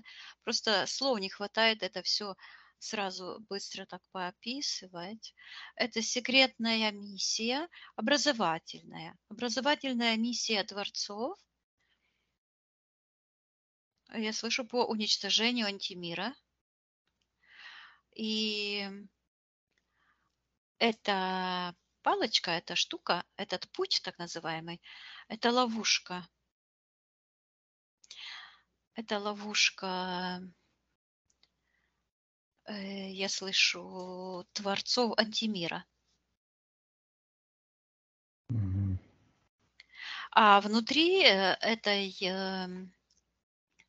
оно выглядит, знаешь, есть такие, как это, калейдоскоп, они круглые такие, я помню, были. А это такая штука, только граненая.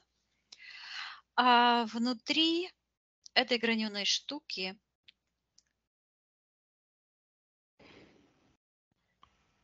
как будто эти же вот эти энергии, крутящиеся, это сознание разума, вот внутри,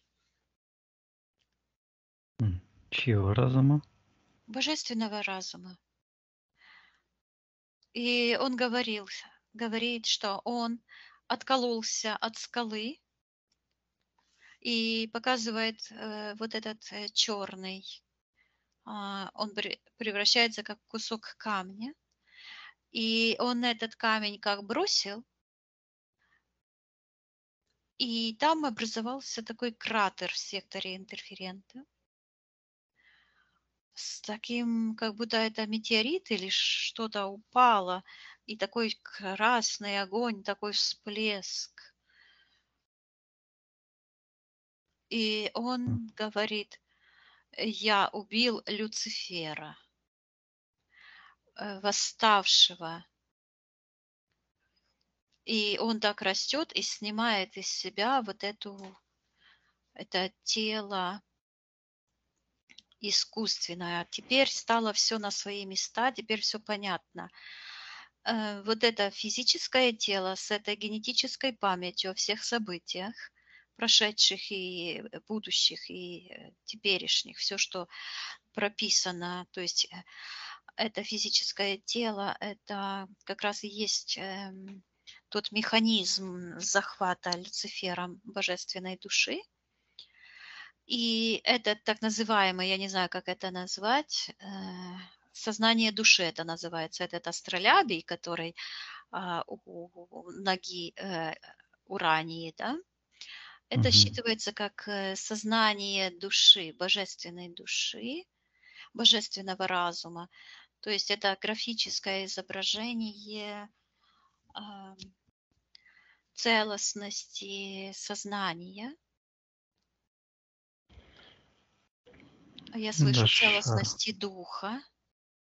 То есть вот это пятимерное сознание – это возвращение священного Святого Духа, Духа Творцов, который творит жизнь, вот возвращается в этот мир благодаря содействию. Только я слышу содействию антимиру, то есть до некоторого времени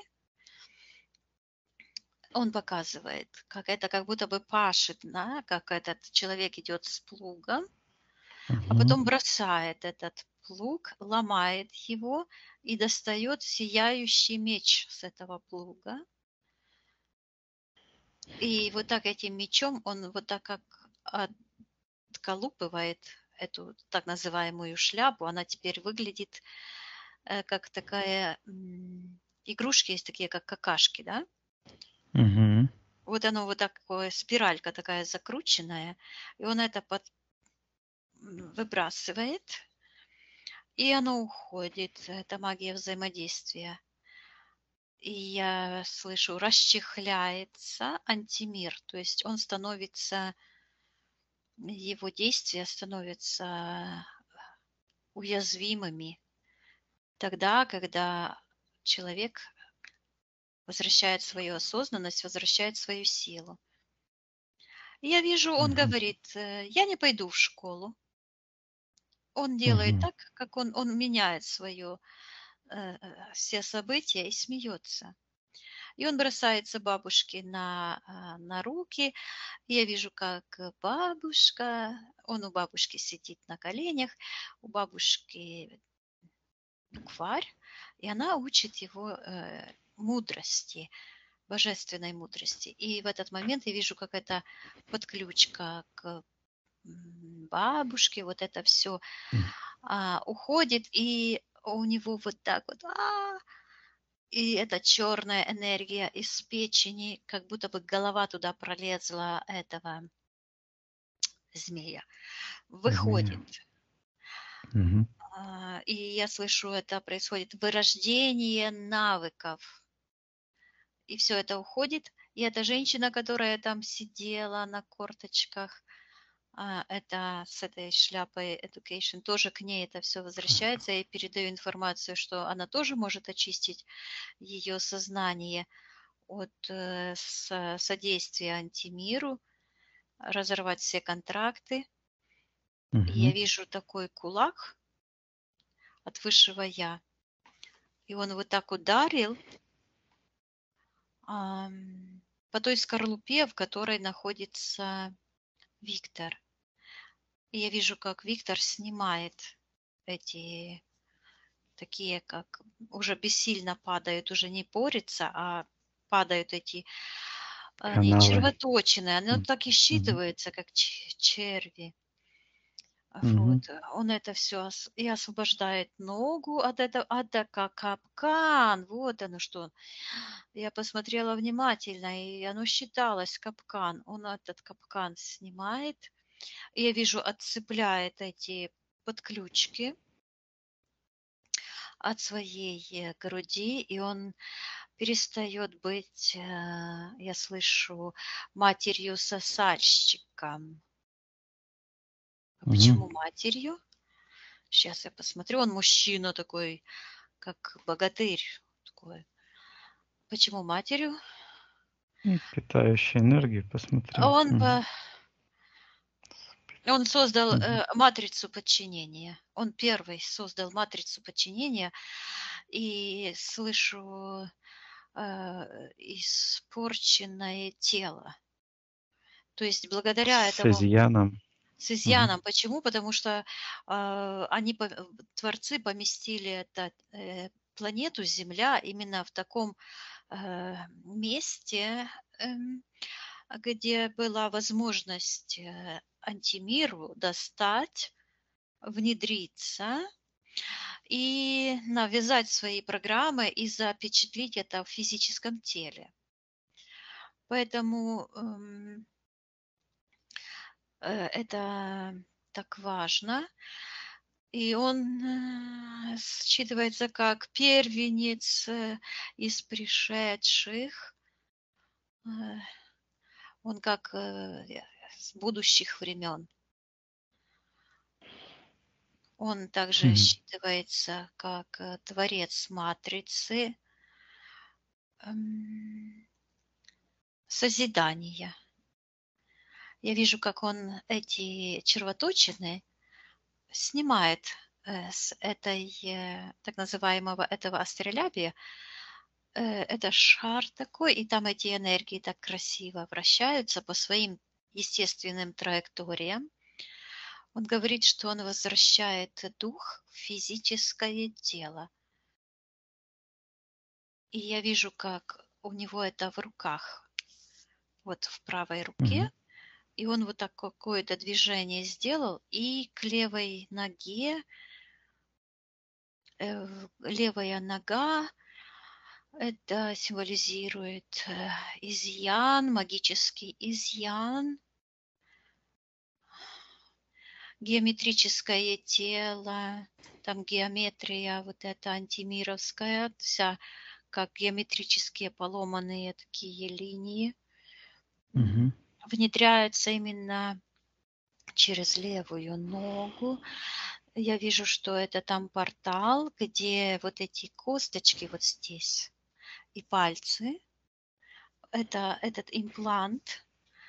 Я слышу имплант порабощения живой души. И от пятки идет такой, как будто считывается, как жало скорпиона в пятку. Так, Мгм. а кто же этот скорпион? Приказывает там Укус, я скорпиону. слышу Мгм. укус. Это змея. Змея, да. Укус, зуб такой. Это изъян. А, Яд у этого зуба, дырочка такая. И с Мгм. этой дырочки этот канал идет, этот яд. Я Что слышу это за яд? заплата за грех смерть. Физическое тело, подверженное изъяну, ведет к деградации, к смерти. Я вижу, как утягивает за собой элементы души в бессознательное, в эти пространства, в геометрическую, я слышу, в геометрию этой люциферианской системы. Я передаю сейчас информацию Виктору, Виктора? что сейчас я вижу, как мы сидим все за столом за этим, как я сразу видела, Мгм. вот эти старцы. Я вижу, что мы вот сидим все за этим же столом. И мы это точно так же другими голосами говорим. Голоса у нас другие, Мгм. теплые такие и такие бархатные. И я ему говорю, что он может отказаться. Я говорю орать. Орать это по-украински орати. Пахать, вспахивать землю. Мгм. Я вижу, как он там вот стоял в таком окружении этих энергий, и он вот так взял руками это, отодвинул,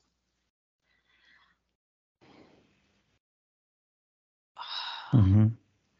а потом берет и эту землю поднимает вверх. она заблокирована.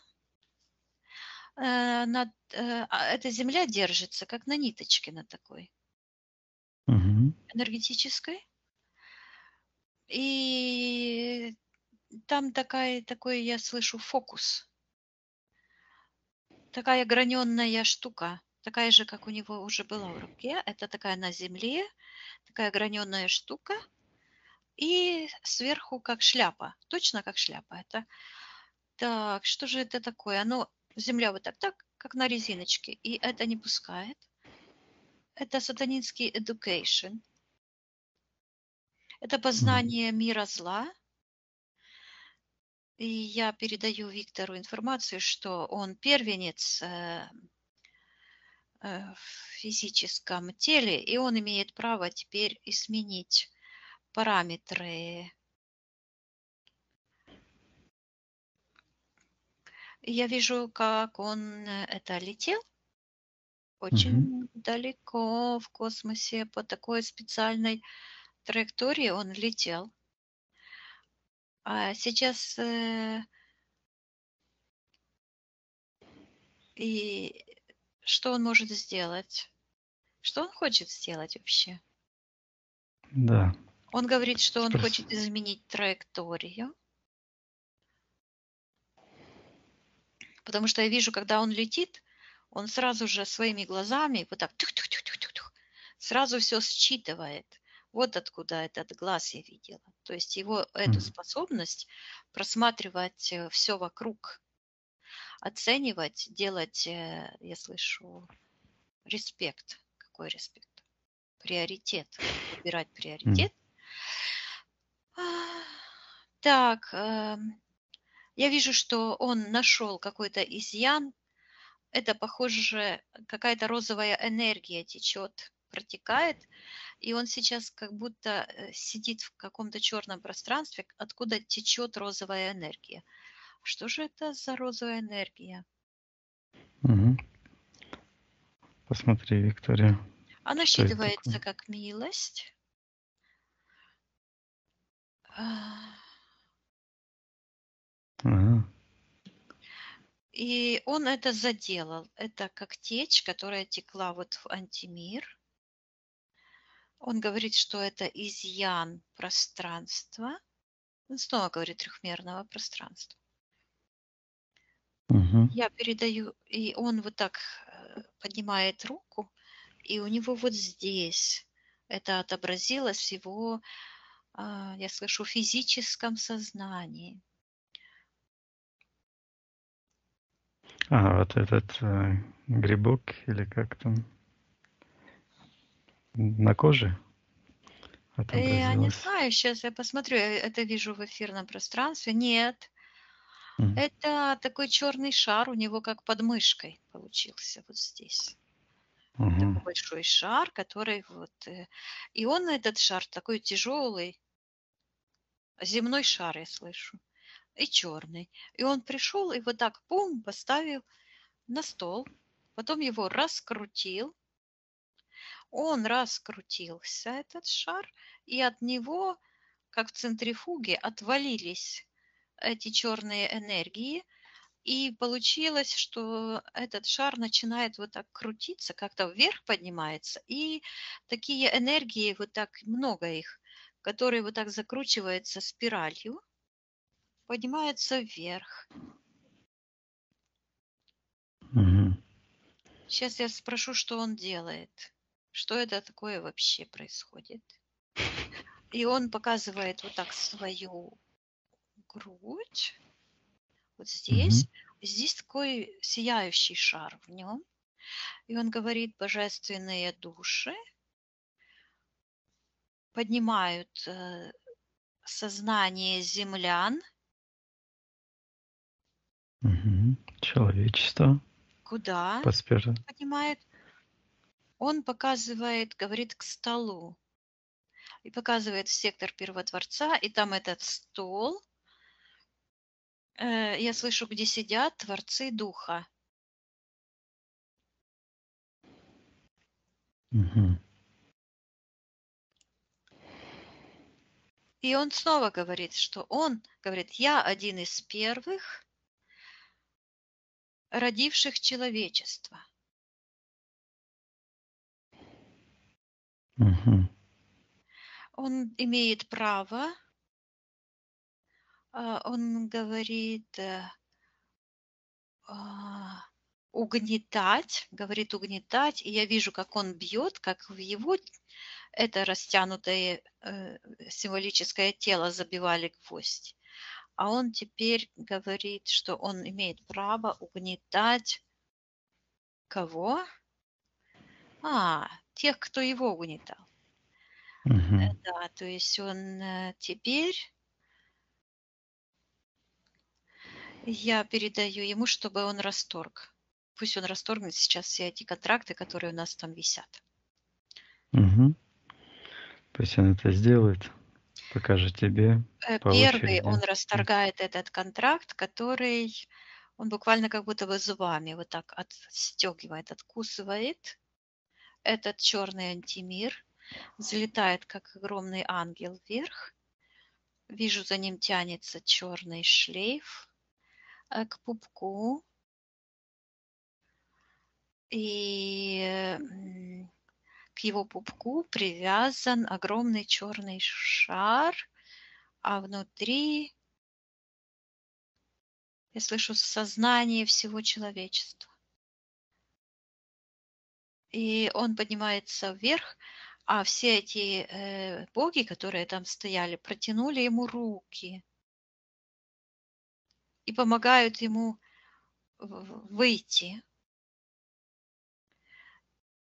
И Мгм. от него как бы из живота отрывается эта подключка и кувыркается вот так.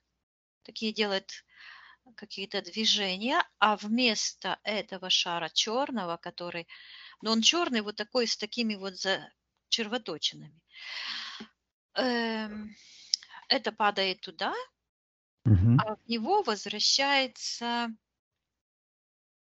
я слышу, божественный дух, живот, дух жизни, Живо. как Мгм. астролябий, вот это все. И когда это Живо. ему вернулось, то вся его энергосфера вот так вся совместилась как-то вместе, и все вот начало я вижу эти все движения энергий, а я слышу по их естественным траекториям.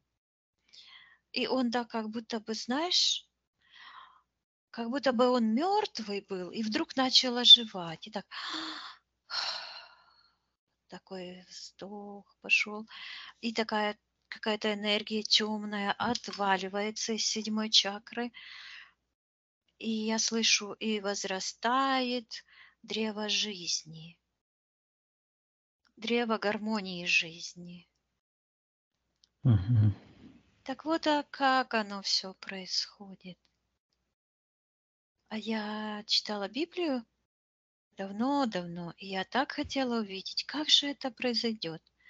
Не могла себе даже представить, каким образом будет человечеству возвращена жизнь, бесконечная жизнь,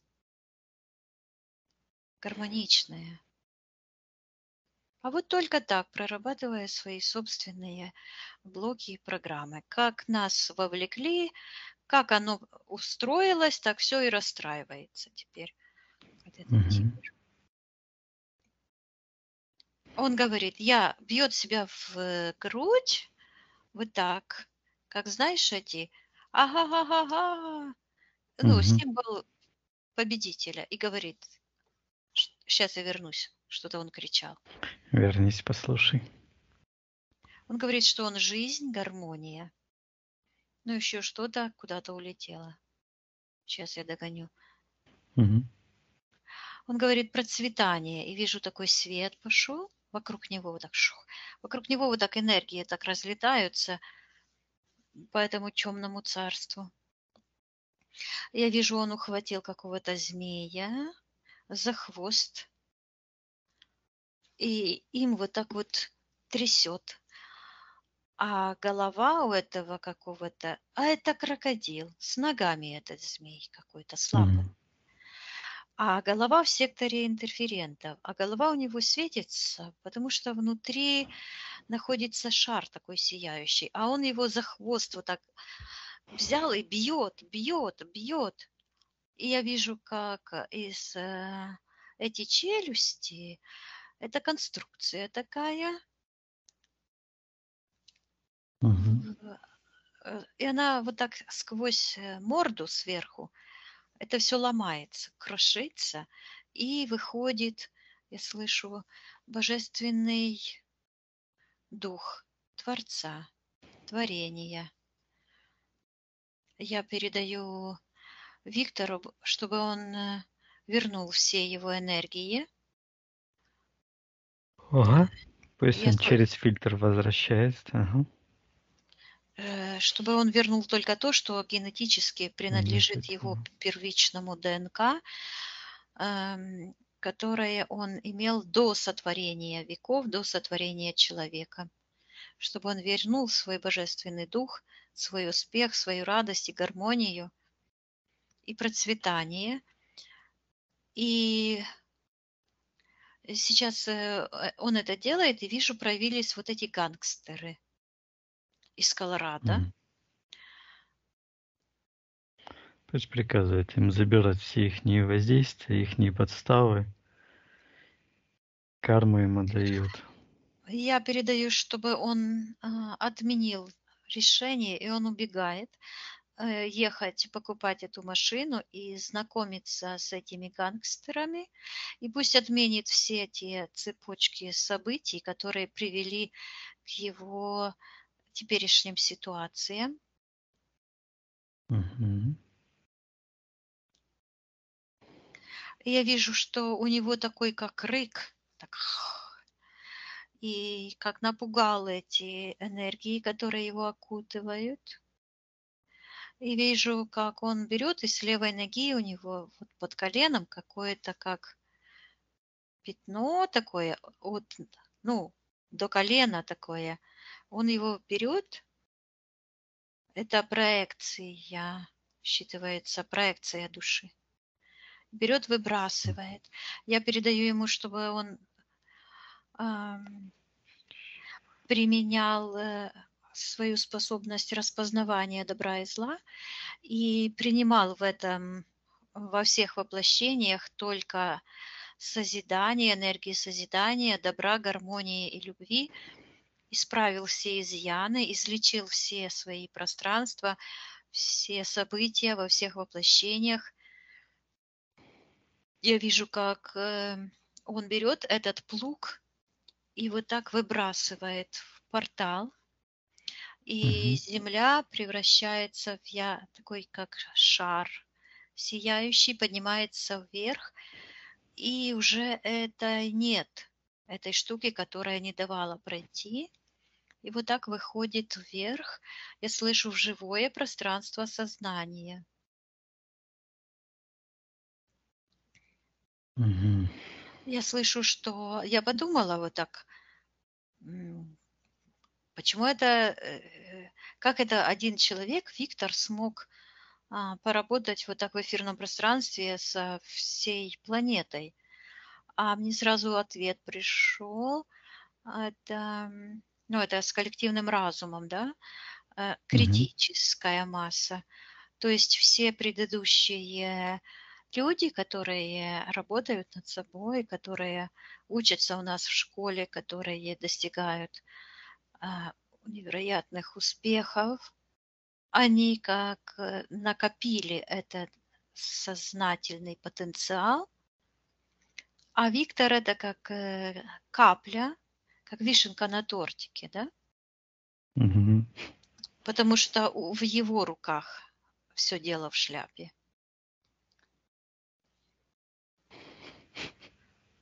Интересно, Да, выразительно.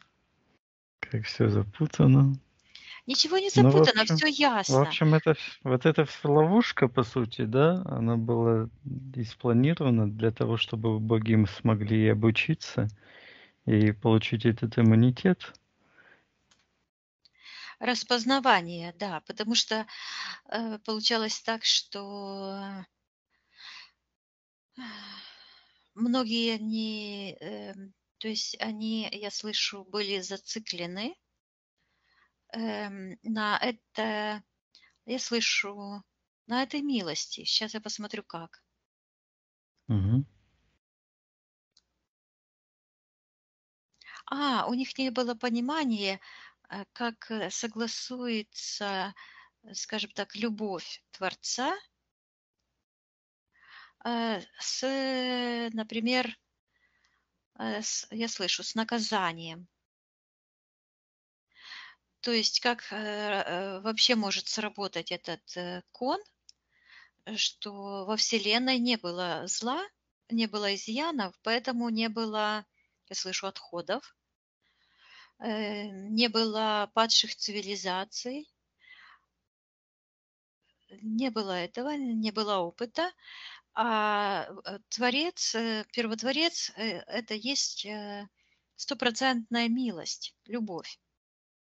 И и это я слышу манипуляция, махинация Люцифера заключалась в том, что он говорит, да нет, Творец не убьет никого. Точно, вот сейчас я услышала вот эти слова из Библии. Умереть вы не умрете, он сказал. М. То есть вот этого понимания не было, как оно может вообще сработать. Кон любви и кон наказания. Ну, это по-нашему так очень элементарно, да, наказать там. Это как ребенка наказать за что-то, как кармическое наказание или что-то. Но это все сложные механизмы в сознании всей Вселенной, потому что вся Вселенная – это единое сознание, и здесь все работает как часы по своим конам. Мгм. И был запущен этот механизм удаления со Вселенной всего того, что пророчит смерть.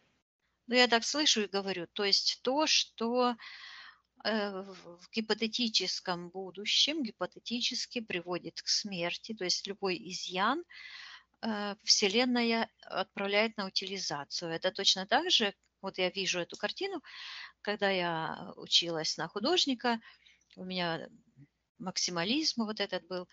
И я помню, как я порезала прекрасную свою картину, потому что я четко осознала, насколько она далека от реальной картины, которую я увидела. Но на самом деле она очень красивая была картина. Вот. Я тоже отменяю этот момент, но это вот показывает, как Творец уничтожает свое творение, которое ему не нравится, которое имеет изъян. Точно так же мы не можем сидеть на стуле, у которого 3 ножки, этот стул нужно выбросить или доделать ножку, ну и так дальше. Мгм. То есть все то, что не приносит пользы и не приводит в конечном результате к жизни, идет на утилизацию. Поэтому Библия так и остерегает во всех книгах Библии от Старого до Нового Завета. В каждой все описано. Нельзя заниматься, почему вызываниями духов, нельзя заниматься. Любое соприкосновение с эзотерикой, то есть это астрология, гадание на картах, звездах, кофейная гуща, еще что-то, предугадывание.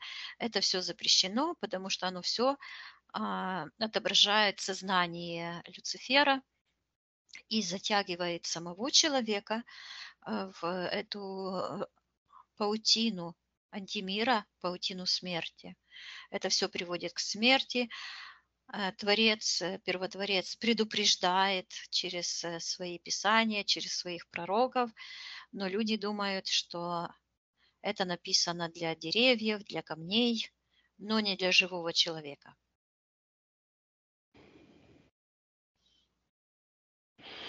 Да. Они думают, что это их ограничивает в чем-то, но на самом деле это предупреждение об опасностях. Это тот путь, который первотворец как бы показывает. А вот наш первенец, который проделал, герой, этот путь. Я, он дальше продолжает снимать с себя эти... у него на ноге такие эти... Сейчас я хочу посмотреть. Капкан. Посмотри. Сейчас я посмотрю, кто хозяин капкана. Кто хозяин, приказываем проявиться.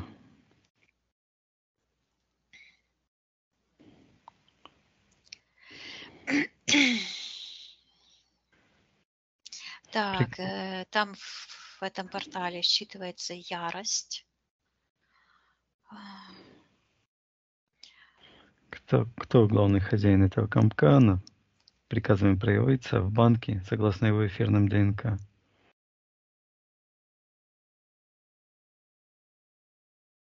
Я вижу, что этот капкан удерживает огромный энергетический шар, который стремится вернуться к первоисточнику, а Виктор показывает, что это энергия, которая вот здесь у него вырвана, и он говорит, что он осколок от скалы, что он откололся от сознания бытия истины, правды, и что он должен вернуться домой,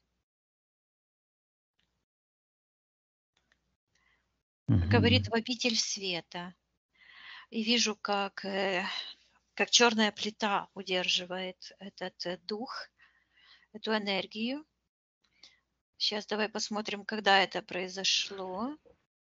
Когда он получил этот капкан, я вижу, как летят очень быстро что-то летит. Как будто бы из сектора магии летят. Я слышу армада. Корабли? Такие корабли летят. Я слышу на божественную землю. И вот они входят в атмосферу. И в атмосфере сбрасываются эти черные корабли, они как-то превращаются, как бы отслаивается какая-то штука от них, и спускаются. Я слышу рептилоиды, это люди, похожие, это ниндзя вот эти, которые я говорю как ниндзя, они человекообразные, на самом деле с хвостами. Вот. И я вижу, они начинают вырубать леса. Они рубят леса.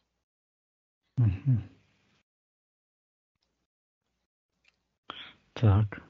И Где вижу, Виктор? а он огромное дерево. Вот я дерево, вот он дерево. Мы создали это сознание, а деревья впитывали и генерировали это все.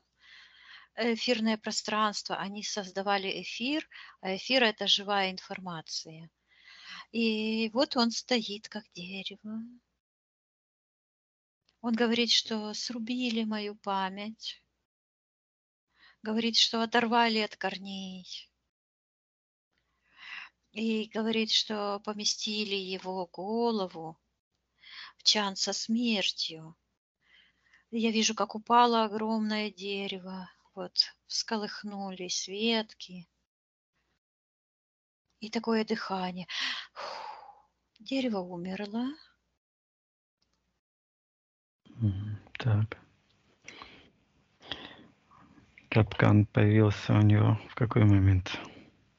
Я вижу, как эта энергия смерти из дерева.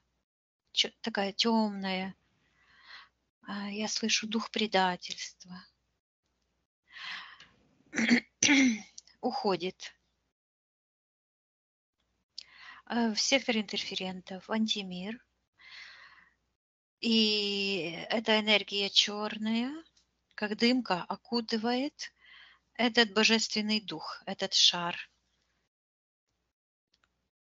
И он говорит, что он здесь погребен заживо.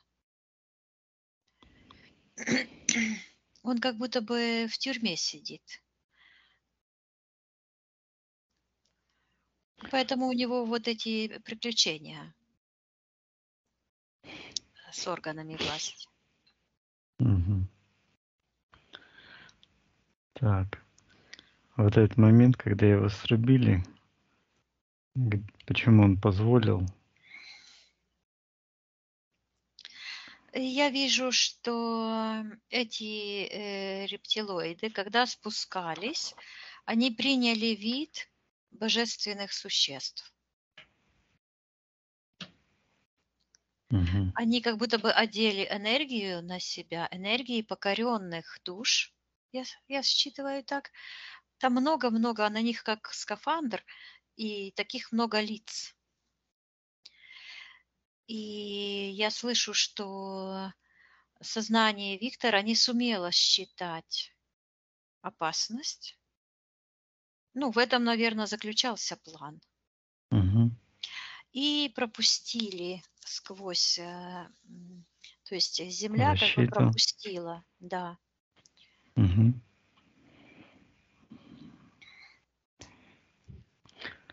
Так, хорошо. Пусть тогда Виктор зайдет в тот момент, когда он не смог определить, кто это, передаст себе информацию, кто есть кто, и откажется пропускать. И мы откажемся пропускать этих сантимира, этих существ на нашу землю.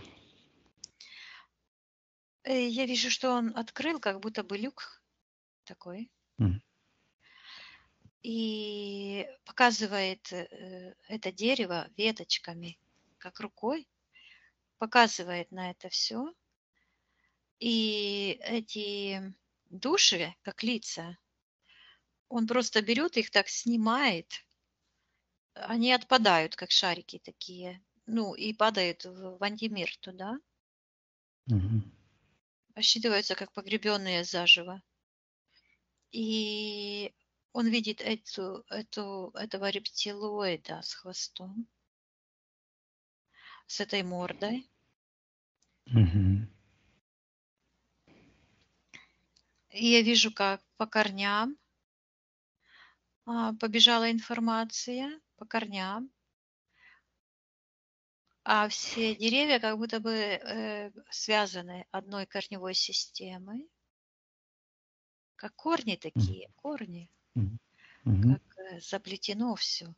И потом пошел такой, как энергетический взрыв, и вижу, как у меня вот это искрилось, энергосфера. Так вот это только очень мощно, намного мощнее. Это вокруг Земли образовалось силовое поле. Я вижу, как эти корабли все упали. Они вот так в сектор интерферентов все ушли. И я вижу, как этот глаз, которого я видела, как морда лица этого серого, как будто бы, вот так правый глаз, вот так как-то деформировался и ушел. Мгм. И вижу, как этот капкан с его ноги уходит, и с печени эта подключка уходит. Я ему передаю, чтобы он исцелил все его физическое тело. Просто на раз, два, три. И зашел тот момент, когда Тот он момент. абсолютно здоров, э, когда он Мгм. вернул себе все благополучие, всю энергию, весь дух и восстановил свою целостность, гармонию и жизнь. Мгм. А все чужеродное отправит вниз в антимир. На счет 3 это все произойдет. 1, 2, 3. Вижу, как он поднял руки вверх и вот так сдвинул крышку, он как будто бы из люка вышел. Мгм. И сейчас он разворачивается, вот так раскручивается, его энергосфера, в которую были привязаны эти гангстеры. Он расторгает с ними контракт, Мгм. и вижу, выходит. Я передаю ему, чтобы он стер со всех информационных полей любые соприкосновения с антимиром, и пусть излечит весь его бизнес, излечит его сознание, подсознание, все его физическое тело. Пусть наполнит все его дела, все, что касается его рука, его разум, благополучием, разумом, успехом. И приказывает всем интерферентам и колдунам убирать все их воздействия. Ихними руками пусть забирает, и карму тоже пусть отдает им. Я вижу, какая-то программа. Я отошел от дел. Это черная программа. Уходит, растворяется. Я передаю, чтобы он все полностью на аннигиляцию отправил. Так, восстановил коны справедливости, чести, гармонии, достатка в его личном пространстве и в общем пространстве. Он показывает, шляпы нет. Вот, это у него появилось.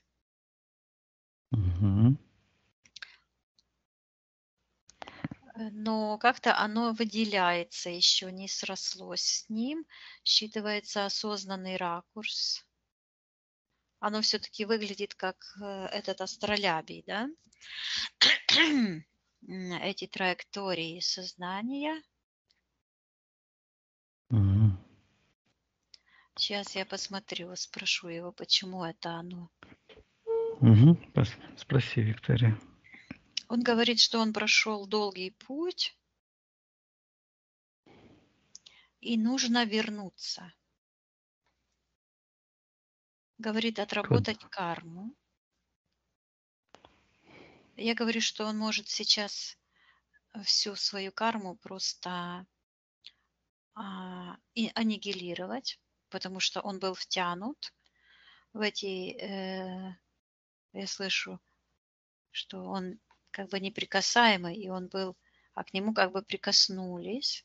Я вижу, как этот искусственный, это искусственный интеллект, надуманные идеи, фразы, вот это, что не согласуется с его естеством, берет, выбрасывает. И я слышу снова школьный education. Я передаю, чтобы он очистил все его сознание от чужеродных целей, чужеродных программ. И я вижу, как в нем в его пространстве этот стакан разбился. И этот искусственный интеллект, да, это чей-то, вот эта программа антимира, которая держала этот стакан, вот так сжала этот стакан разбитый, и это стекло все въелось в руку, и оно все ушло. Я передаю, чтобы Виктор восстановил божественные иконы в его пространстве и восстановил и приобрел навыки здорового, божественного, осознанного человека, который живет по конам живого Всесвіту.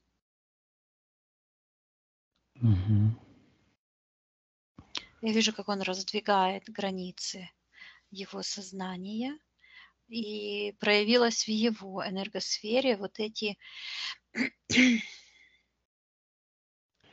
Что это? Еще как я слышу зацикленность, захваченные, прозрачные, как ледяные такие конструкции, вот с правой стороны. Отсюда вот так вниз. Имеет отношение к сектору магии.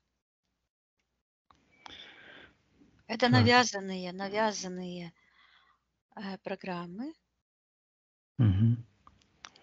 Пусть приказывает магам забирать все их насилие, выталкивать Это вот из это его пространства Колорадо. конструкции. Да, а почему он разрешил им? Я вижу, как он этот автомобиль бросает им. Я передаю, чтобы он отказался соприкасаться с мафией. Я вижу, как он вырывает эту подключку с будущего своего. Вот отрывается это жало с пятки, отрывается эта блокирующая система на левой ноге. Вижу, как он поднимается как ангел вверх. Я передаю, чтобы он восстановил коны целостности, гармонии, любви, процветания, благодарения в его живом пространстве. Угу. Кон родословный. Да. Пусть очищается, исцеляется, гармонизируется с жизнью, с конами Первого Творца. Идет информация. Угу. Идет информация живой. Хорошо. Все, тогда очищаем пространство, все чужеродное отправляем на аннигиляцию, наполняемся энергией жизни, гармонии, света, поднимаемся максимально вверх. Все чужеродное, замороженное, все эти банки, эти интерферентов, все отправляем в портал, закрываем порталы. Мгм. Посмотри на сейчас, на Виктора, как он сейчас выглядит. Как-то его энергосфера звенит. Тогда гудела, а теперь звенит. Выглядит как сфера, как шар, плотная. Но все-таки есть вот эти, как искусственный интеллект. Так. На чем она цепляется? Где зацепка, почему они находятся в пространстве у Виктора? Я вижу, в секторе магии находится какая-то программа, как ноги, которые идут как часики. Так, тик-так, тик-так. Вот так ноги. Дынь-дынь-дынь-дынь. 2 ноги. Как-то в сторону. Как в сторону направлены. Так, что это за программа? Как считывается эта программа, какие есть свойства? Так, я уже слышала раньше доверять. Доверять кому-то. Кому доверять? Кому это он доверяет? Приказы проявиться, кому это относится? Так, сейчас я посмотрю. Относится оно к этому Люциферу, а на физике к чему оно относится? Кто на физике проявляет? Это программа или кто в секторе магии Я находится? слышу пропаганда. То есть доверять, вот это education, пропаганда, и он вот так, То есть не себе, не своей божественной душе доверять, а доверять чужой логике, этой антимировской. Я вижу, как компьютер у него вот так.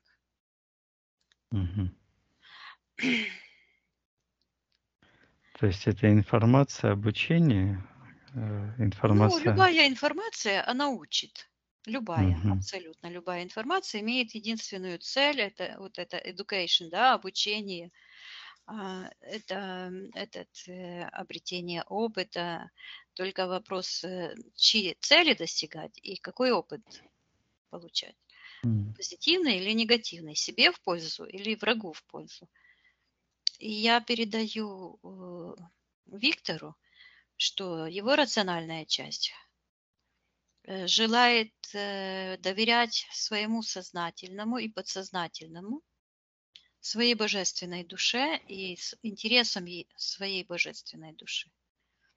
И что он может сейчас отменить то решение, а привязано, и снова вижу этого мальчика, который стоит возле школ, как будто бы перед этой черной порог. Этот порог, типа, да. Угу. И он берет этот порог и смотрит, а это вот эта штука. И он говорит, доверять себе. И я вижу, как он снимает эту черную шапку, ломает этот порог и переступает в такой свет. Он переступил, и я думала, что он упадет, потому что какой-то так рывок вниз. А потом у него получаются крылья, и он в свет летит.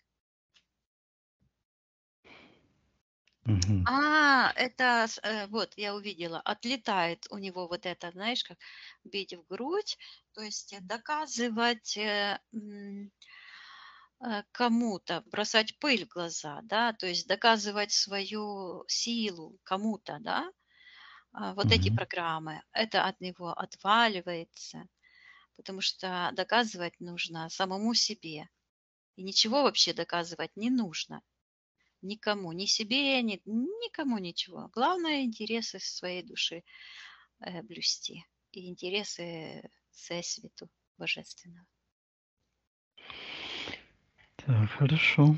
Я вижу, как он эту конструкцию из себя вот так снял. Мгм. Она скомкалась, он ее выбросил, и вот этот сектор магии ушел.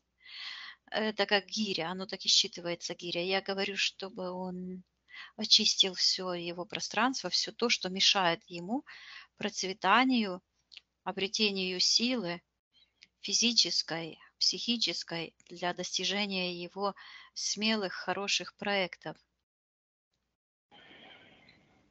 Он встал Мгм. как будто бы на ступеньку, так выше поднялся и говорит: я чист. Теперь его энергосфера внушает доверие. То есть я вижу Отлично. только одно М. мне не нравится. У него идет разделение вот здесь. В сердечной чакре есть очаг, идет воспаление. Мгм.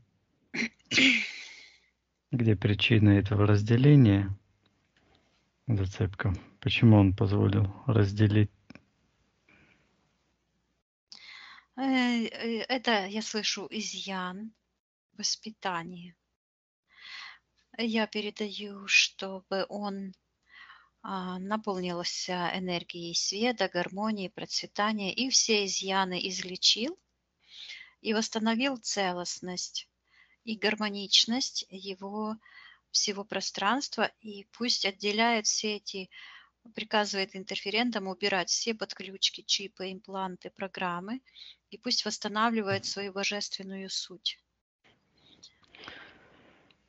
Мгм. Пусть отдают карму за все эти чужеродные энергии, за воздействие, за ложь, очищает генетическую память, все чужеродные заряды, все это очищает, Мгм. налаживает целостность, гармония, поднимается вверх. Вижу, что он снимает как черные сапоги, считывается Мгм. как кармическая ответственность. О, за грехи человечества. Вот это программку навесили. Мгм. Я передаю ему, что никто ни в чем не виноват, что вина, любая вина – это манипуляция. Он пришел для того, чтобы спасти Всесвіт, чтобы спасти божественные души. И пусть сконцентрируется на этом благородном стремлении. А всем, кто навязывает любые чувства вины, пусть забирают Мгм. эти все программы. Это все ложь, это неправда. И пусть карму получают. Мгм. Пусть Мгм. карма дает и призывает все его частички души, потенциал, энергию через фильтр со всех событий, со всех воплощений, времен, возвращает, все чужеродно отправляет на аннигиляцию.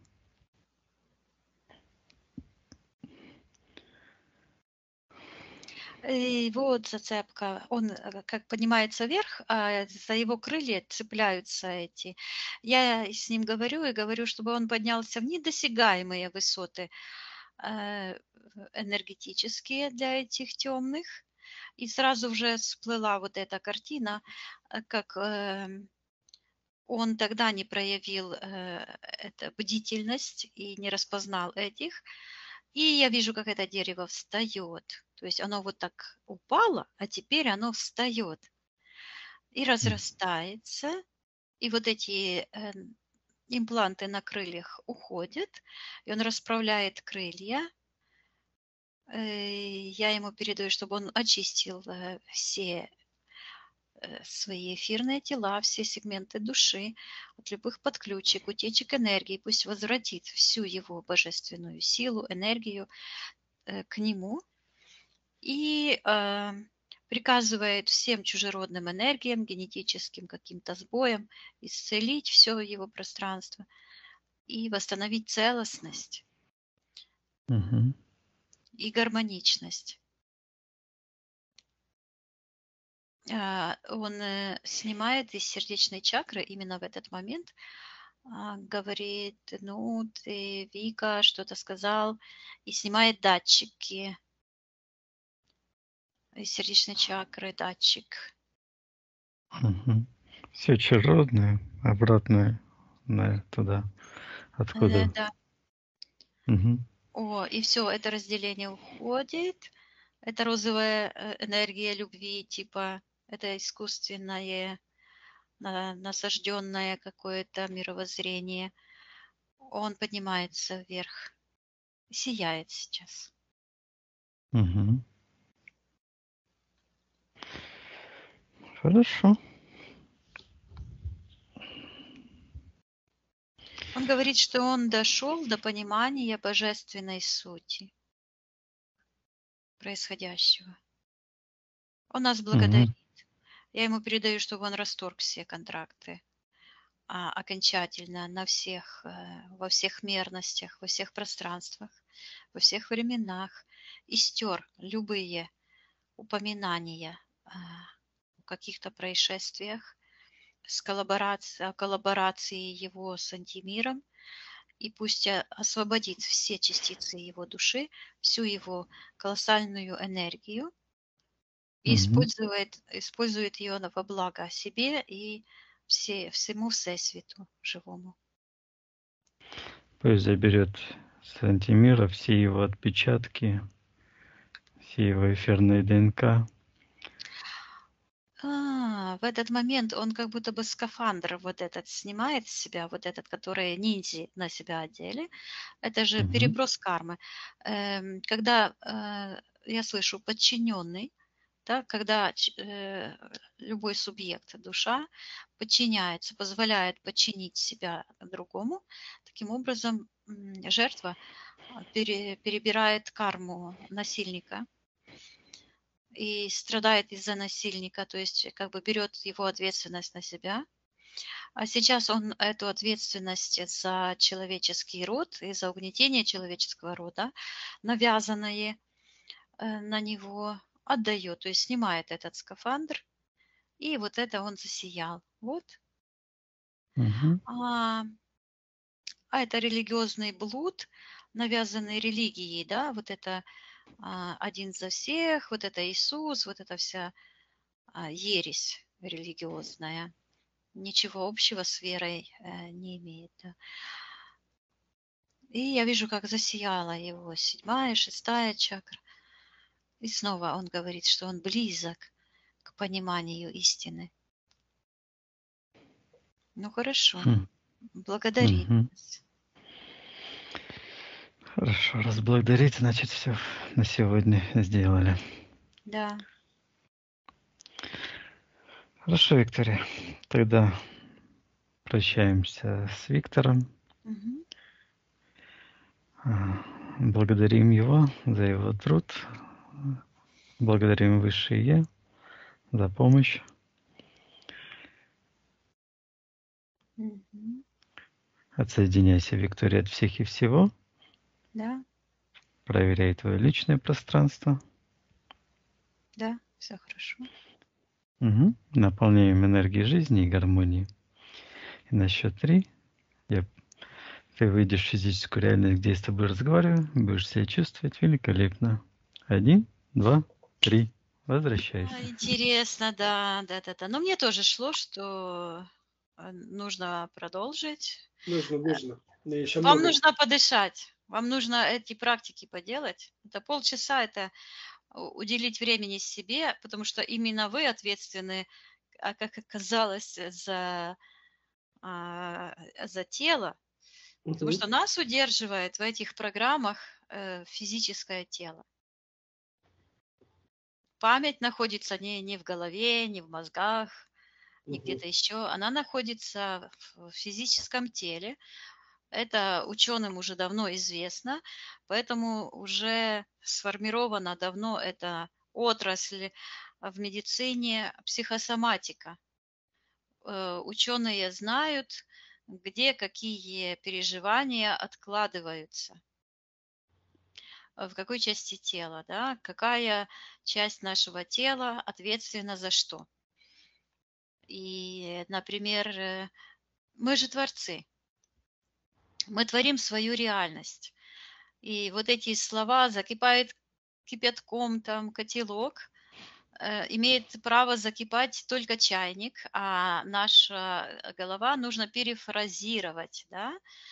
То есть моей голове нужен отдых, например, да, потому что это слова-пароли, которые формируют нашу реальность. И эти слова должны идти нам на пользу. Вместо того, чтобы сказать «я не могу», мы можем сказать «я не хочу». Я могу, но в данный момент не хочу. А почему не хочешь? Просто не хочу. Все без всяких объяснений.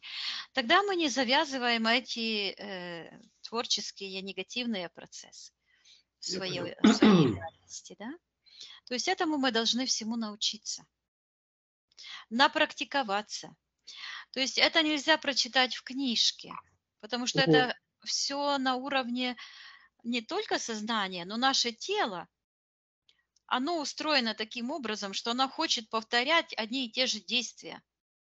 То есть дух стремится постоянно к чему-то новому, да, наш внутренний дух. Наше рациональное начинает все взвешивать, обдумывать, искать логические объяснения. Наша душа тянет нас назад, потому что у нас опыт есть, наше тело с опытом связано, и оно нас тянет назад. Ой, да что ты там себе напланировал, а посмотри, как вышло в прошлый раз. Зачем нам дышать? Дыхательные практики нужны для того, чтобы эти энергетические блоки, эти камешки из Бавились. своего тела убрать. Мгм. Тогда нет привязок, тогда тело и наша душа перестает манипулировать нами. И вот это «а помнишь?» А ничего нет уже, все. Вот, а Хорошо. уже ничего нет. Я вам скажу, это настолько мощная практика, что люди, которые там занимались вплотную Мгм. эзотерикой, вызывали духов, то есть черной магией занимались, они, как бы, образно говоря, подписали контракт с дьяволом на продажу души. И сеанса у них никаким образом не получалось. Ну, у каких-то регрессологов все может получиться, и они там расскажут, кто какой божественный и все такое, но работа происходит так, как она происходит. И подсознание отказывалось работать. Понятно. Но после того, когда они хорошенько попродыхивались, да, то есть убрали эти блоки, и манипуляция этими программами тоже ушла. То есть мы работаем, должны работать, и это правильно, на 4 уровнях. Это как пятимерное сознание, и требует, чтобы открылось 5-е измерение, мы должны работать с физическим телом. Сюда входит спортзал, танцы, бани, массажики, дыхательные практики наши хорошие, потому что они с психикой связаны. Мгм. Это не просто мы дышим, там же идут аффирмации и идет проработка психосоматических проблем. То есть физическое тело оздоравливается, оздоравливается наша душа. Мы должны работать с осознанностью, мы должны понять, хотя бы понять одну важную истину, что в мире все устроено не и работает так, как оно работает, а не так, как кто-то придумал. И если мы хотим, если я хочу, например, научиться работать на компьютере, то я должна знать, как он устроен и как это работает. Иначе я ничего там не натыкаю. Да? Один раз сын бежит в школу, опаздывает, кричит мне вдогонку: «Мам, выключи компьютер». Ну, я ему выключила компьютер, это был еще старый, первый. Ну, потом он его неделю чинил. А мама просто выключила компьютер. Ну, нужно работать на всех уровнях. Подсознание, сознание, физическое тело. Цели наши должны совпадать с Вселенной, да? То есть с конами жизни. То есть все, что мы делаем, а совпадает ли это с конами жизни? То есть это 4 измерения. И только после этого открывается 5-е измерение. Это измерение духа. То есть это творческая сила, которая, ну, условно говоря, запрограммирована на творчество. Вот тогда мы ее берем под контроль, мы ее добываем, берем под контроль, возвращаем себе вот этот творческий заряд и работаем уже как творцы. Вот тогда и мечты исполняются, и все считывается в эфирном пространстве, как оно есть на самом деле. И тогда человек перестает делать проколы, из-за которых потом много лет нужно это все исправлять. Согласен. Согласны? Виктор, вы большой молодец. Антимир придумал такую схему для того, чтобы наше внимание приковывать к негативным нашим моментам. Но если у нас достаточно силы воли для того, чтобы перефокусировать свое внимание на позитив, вот мы этому учимся на нашей школе. И я вам сейчас посоветую очень простое упражнение, которое мы делаем с нашими учениками.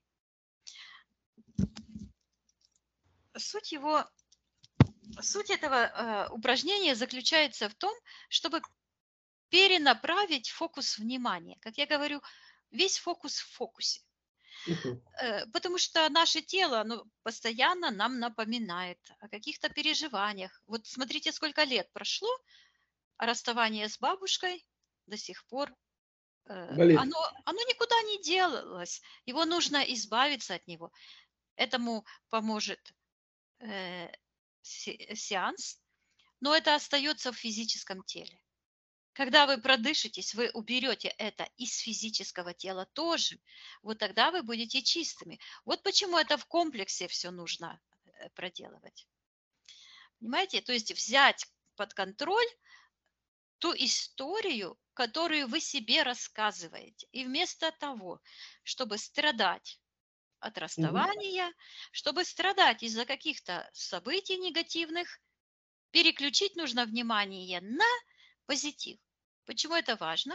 Потому что мы дожили до этого времени, и в нашей жизни было много кризисов. Семейные кризисы, кризисы в отношениях, кризисы другого плана, в бизнесе, отношения с государством. Чего только не было. И мы все это преодолели. Да? Тогда вопрос, если мы 100 раз упали и 101 раз встали, то почему те проблемы, которые есть перед нами сейчас, мы не решим? То есть мы решим их. Это все решится, потому что решить все проблемы заложено в нас изначально. Поэтому есть такое упражнение, которое вырабатывает привычку думать о себе и рассказывать себе историю как о победителе. То есть вечером мы вспоминаем 3 вещи, за которые мы себя хвалим. То есть я подумал правильно, вот какой я молодец, и записываем. Важно записать, вывести это на уровень сознания, на уровень воплощенного физического плана. Какой я молодец, я что-то сделал правильно, какой я молодец, я что-то сказал правильно. Потому что нас учили, что мы должны быть достигаторы. Нам нужно чего-то достичь, великого, сделать чего-то, сесть на трон, корону одеть, и тогда мы вот большие молодцы. Это неправда. Наша жизнь складывается с маленьких побед, и мы должны это фиксировать. Нам не нужно кому-то чего-то доказывать, какие мы есть. Мы сами себе должны рассказывать историю, какой я молодец. Потому что это правда. Это правда. Правда, да. Я согласен с вами. Да. Вот. И прописывайте цели свои. Утром наши студенты что делают? Утром мы прописываем наши 10 целей. То есть наши мечты. Не раздумывая, писали мы о них вчера, не писали. Вообще, что идет в голову, то и пишем. Что интересно, не читаем то, что писали вчера и позавчера, вообще не читаем. Перевернули листок и дальше пишем. Перевернули, дальше пишем. Читать можно через месяц минимум. Но что происходит? Через месяц после этого бизнес настраивается, все становится на свои места, все изъяны становятся понятными, где что было скрыто. Почему так? Потому что мы хотим или мы не хотим, часто мы выполняем чужие цели, но не свои. Когда мы каждый день прописываем свои цели, тогда, если их потом проанализировать, то чужие цели мало-помалу уходят и выкристаллизовываются только свои. Вот такими упражнениями мы занимаемся на нашей школе и другие разные, рассматриваем разные темы, абсолютно важные для того, чтобы понимать, кто мы, в каком мире живем. И самое важное – приобрести навыки успешного человека. Успешный человек – это творец. Тот, кто творит свою жизнь по своему плану. Да? И эти привычки вырабатываются, месяц пописать, месяц поотказываться от каких-то негативных привычек. То есть напоминалки, есть такое упражнение, я эти все упражнения делала еще 12-13 лет назад, и это очень помогло мне выйти из ужасного кризиса семейного, когда был он у меня. Я просто писала шпаргалки такие, напоминалочки, маленькие листочки, скручивала вот так их. Это как 4-я часть листа. Например, я думаю о себе и о людях только позитивно. Да? Я говорю только в позитивном ключе. То есть, у кого свои там привычки, нужно поменять на позитивные навыки.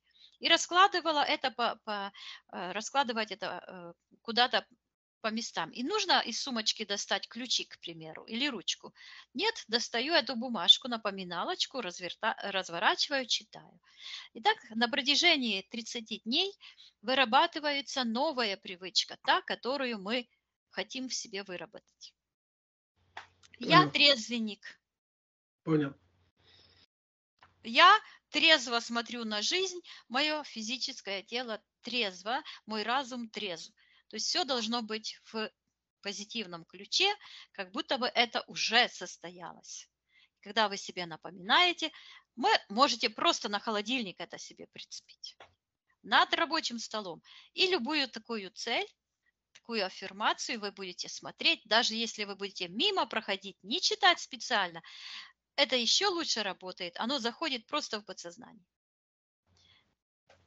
Понял. Я начну. Виктор, молодца, большой молодец. Отправьте мне ссылку с этим дыхательным, потому что она где-то испарилась. Хорошо. У меня же была подписка у вас на Телеграме, все, ничего не могу найти. Я не знаю почему. Мне кажется, что я все выложила в YouTube. Я посмотрю. Хорошо. Хорошо. Добренько, все сделаю. Когда продолжим? Когда настраиваются, плюс-минус?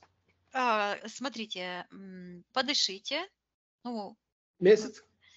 Нет, вы должны почувствовать. Иногда бывает недели, 2 недели достаточно для того, чтобы пробить вот этот порог. Смотрите, в вашем пространстве был этот порог, то есть вы должны его добить до конца. То есть этот порог это не просто. Да, то есть проработать хорошенько. Вы спортсмен, у вас все получится. Но смотрите, предупреждение, когда люди начинают дышать, сначала может быть тяжело из-за психосоматических этих всех проблем. Пугаться не нужно. Я не прекращала дышать, но боли сильные были. Но нужно понимать, если вдруг там в печени заболело, да, потому что бывает такое, мы представляем, что там портал, такая трубочка, да, и мы дышим через эту трубочку, и мы выдыхаем.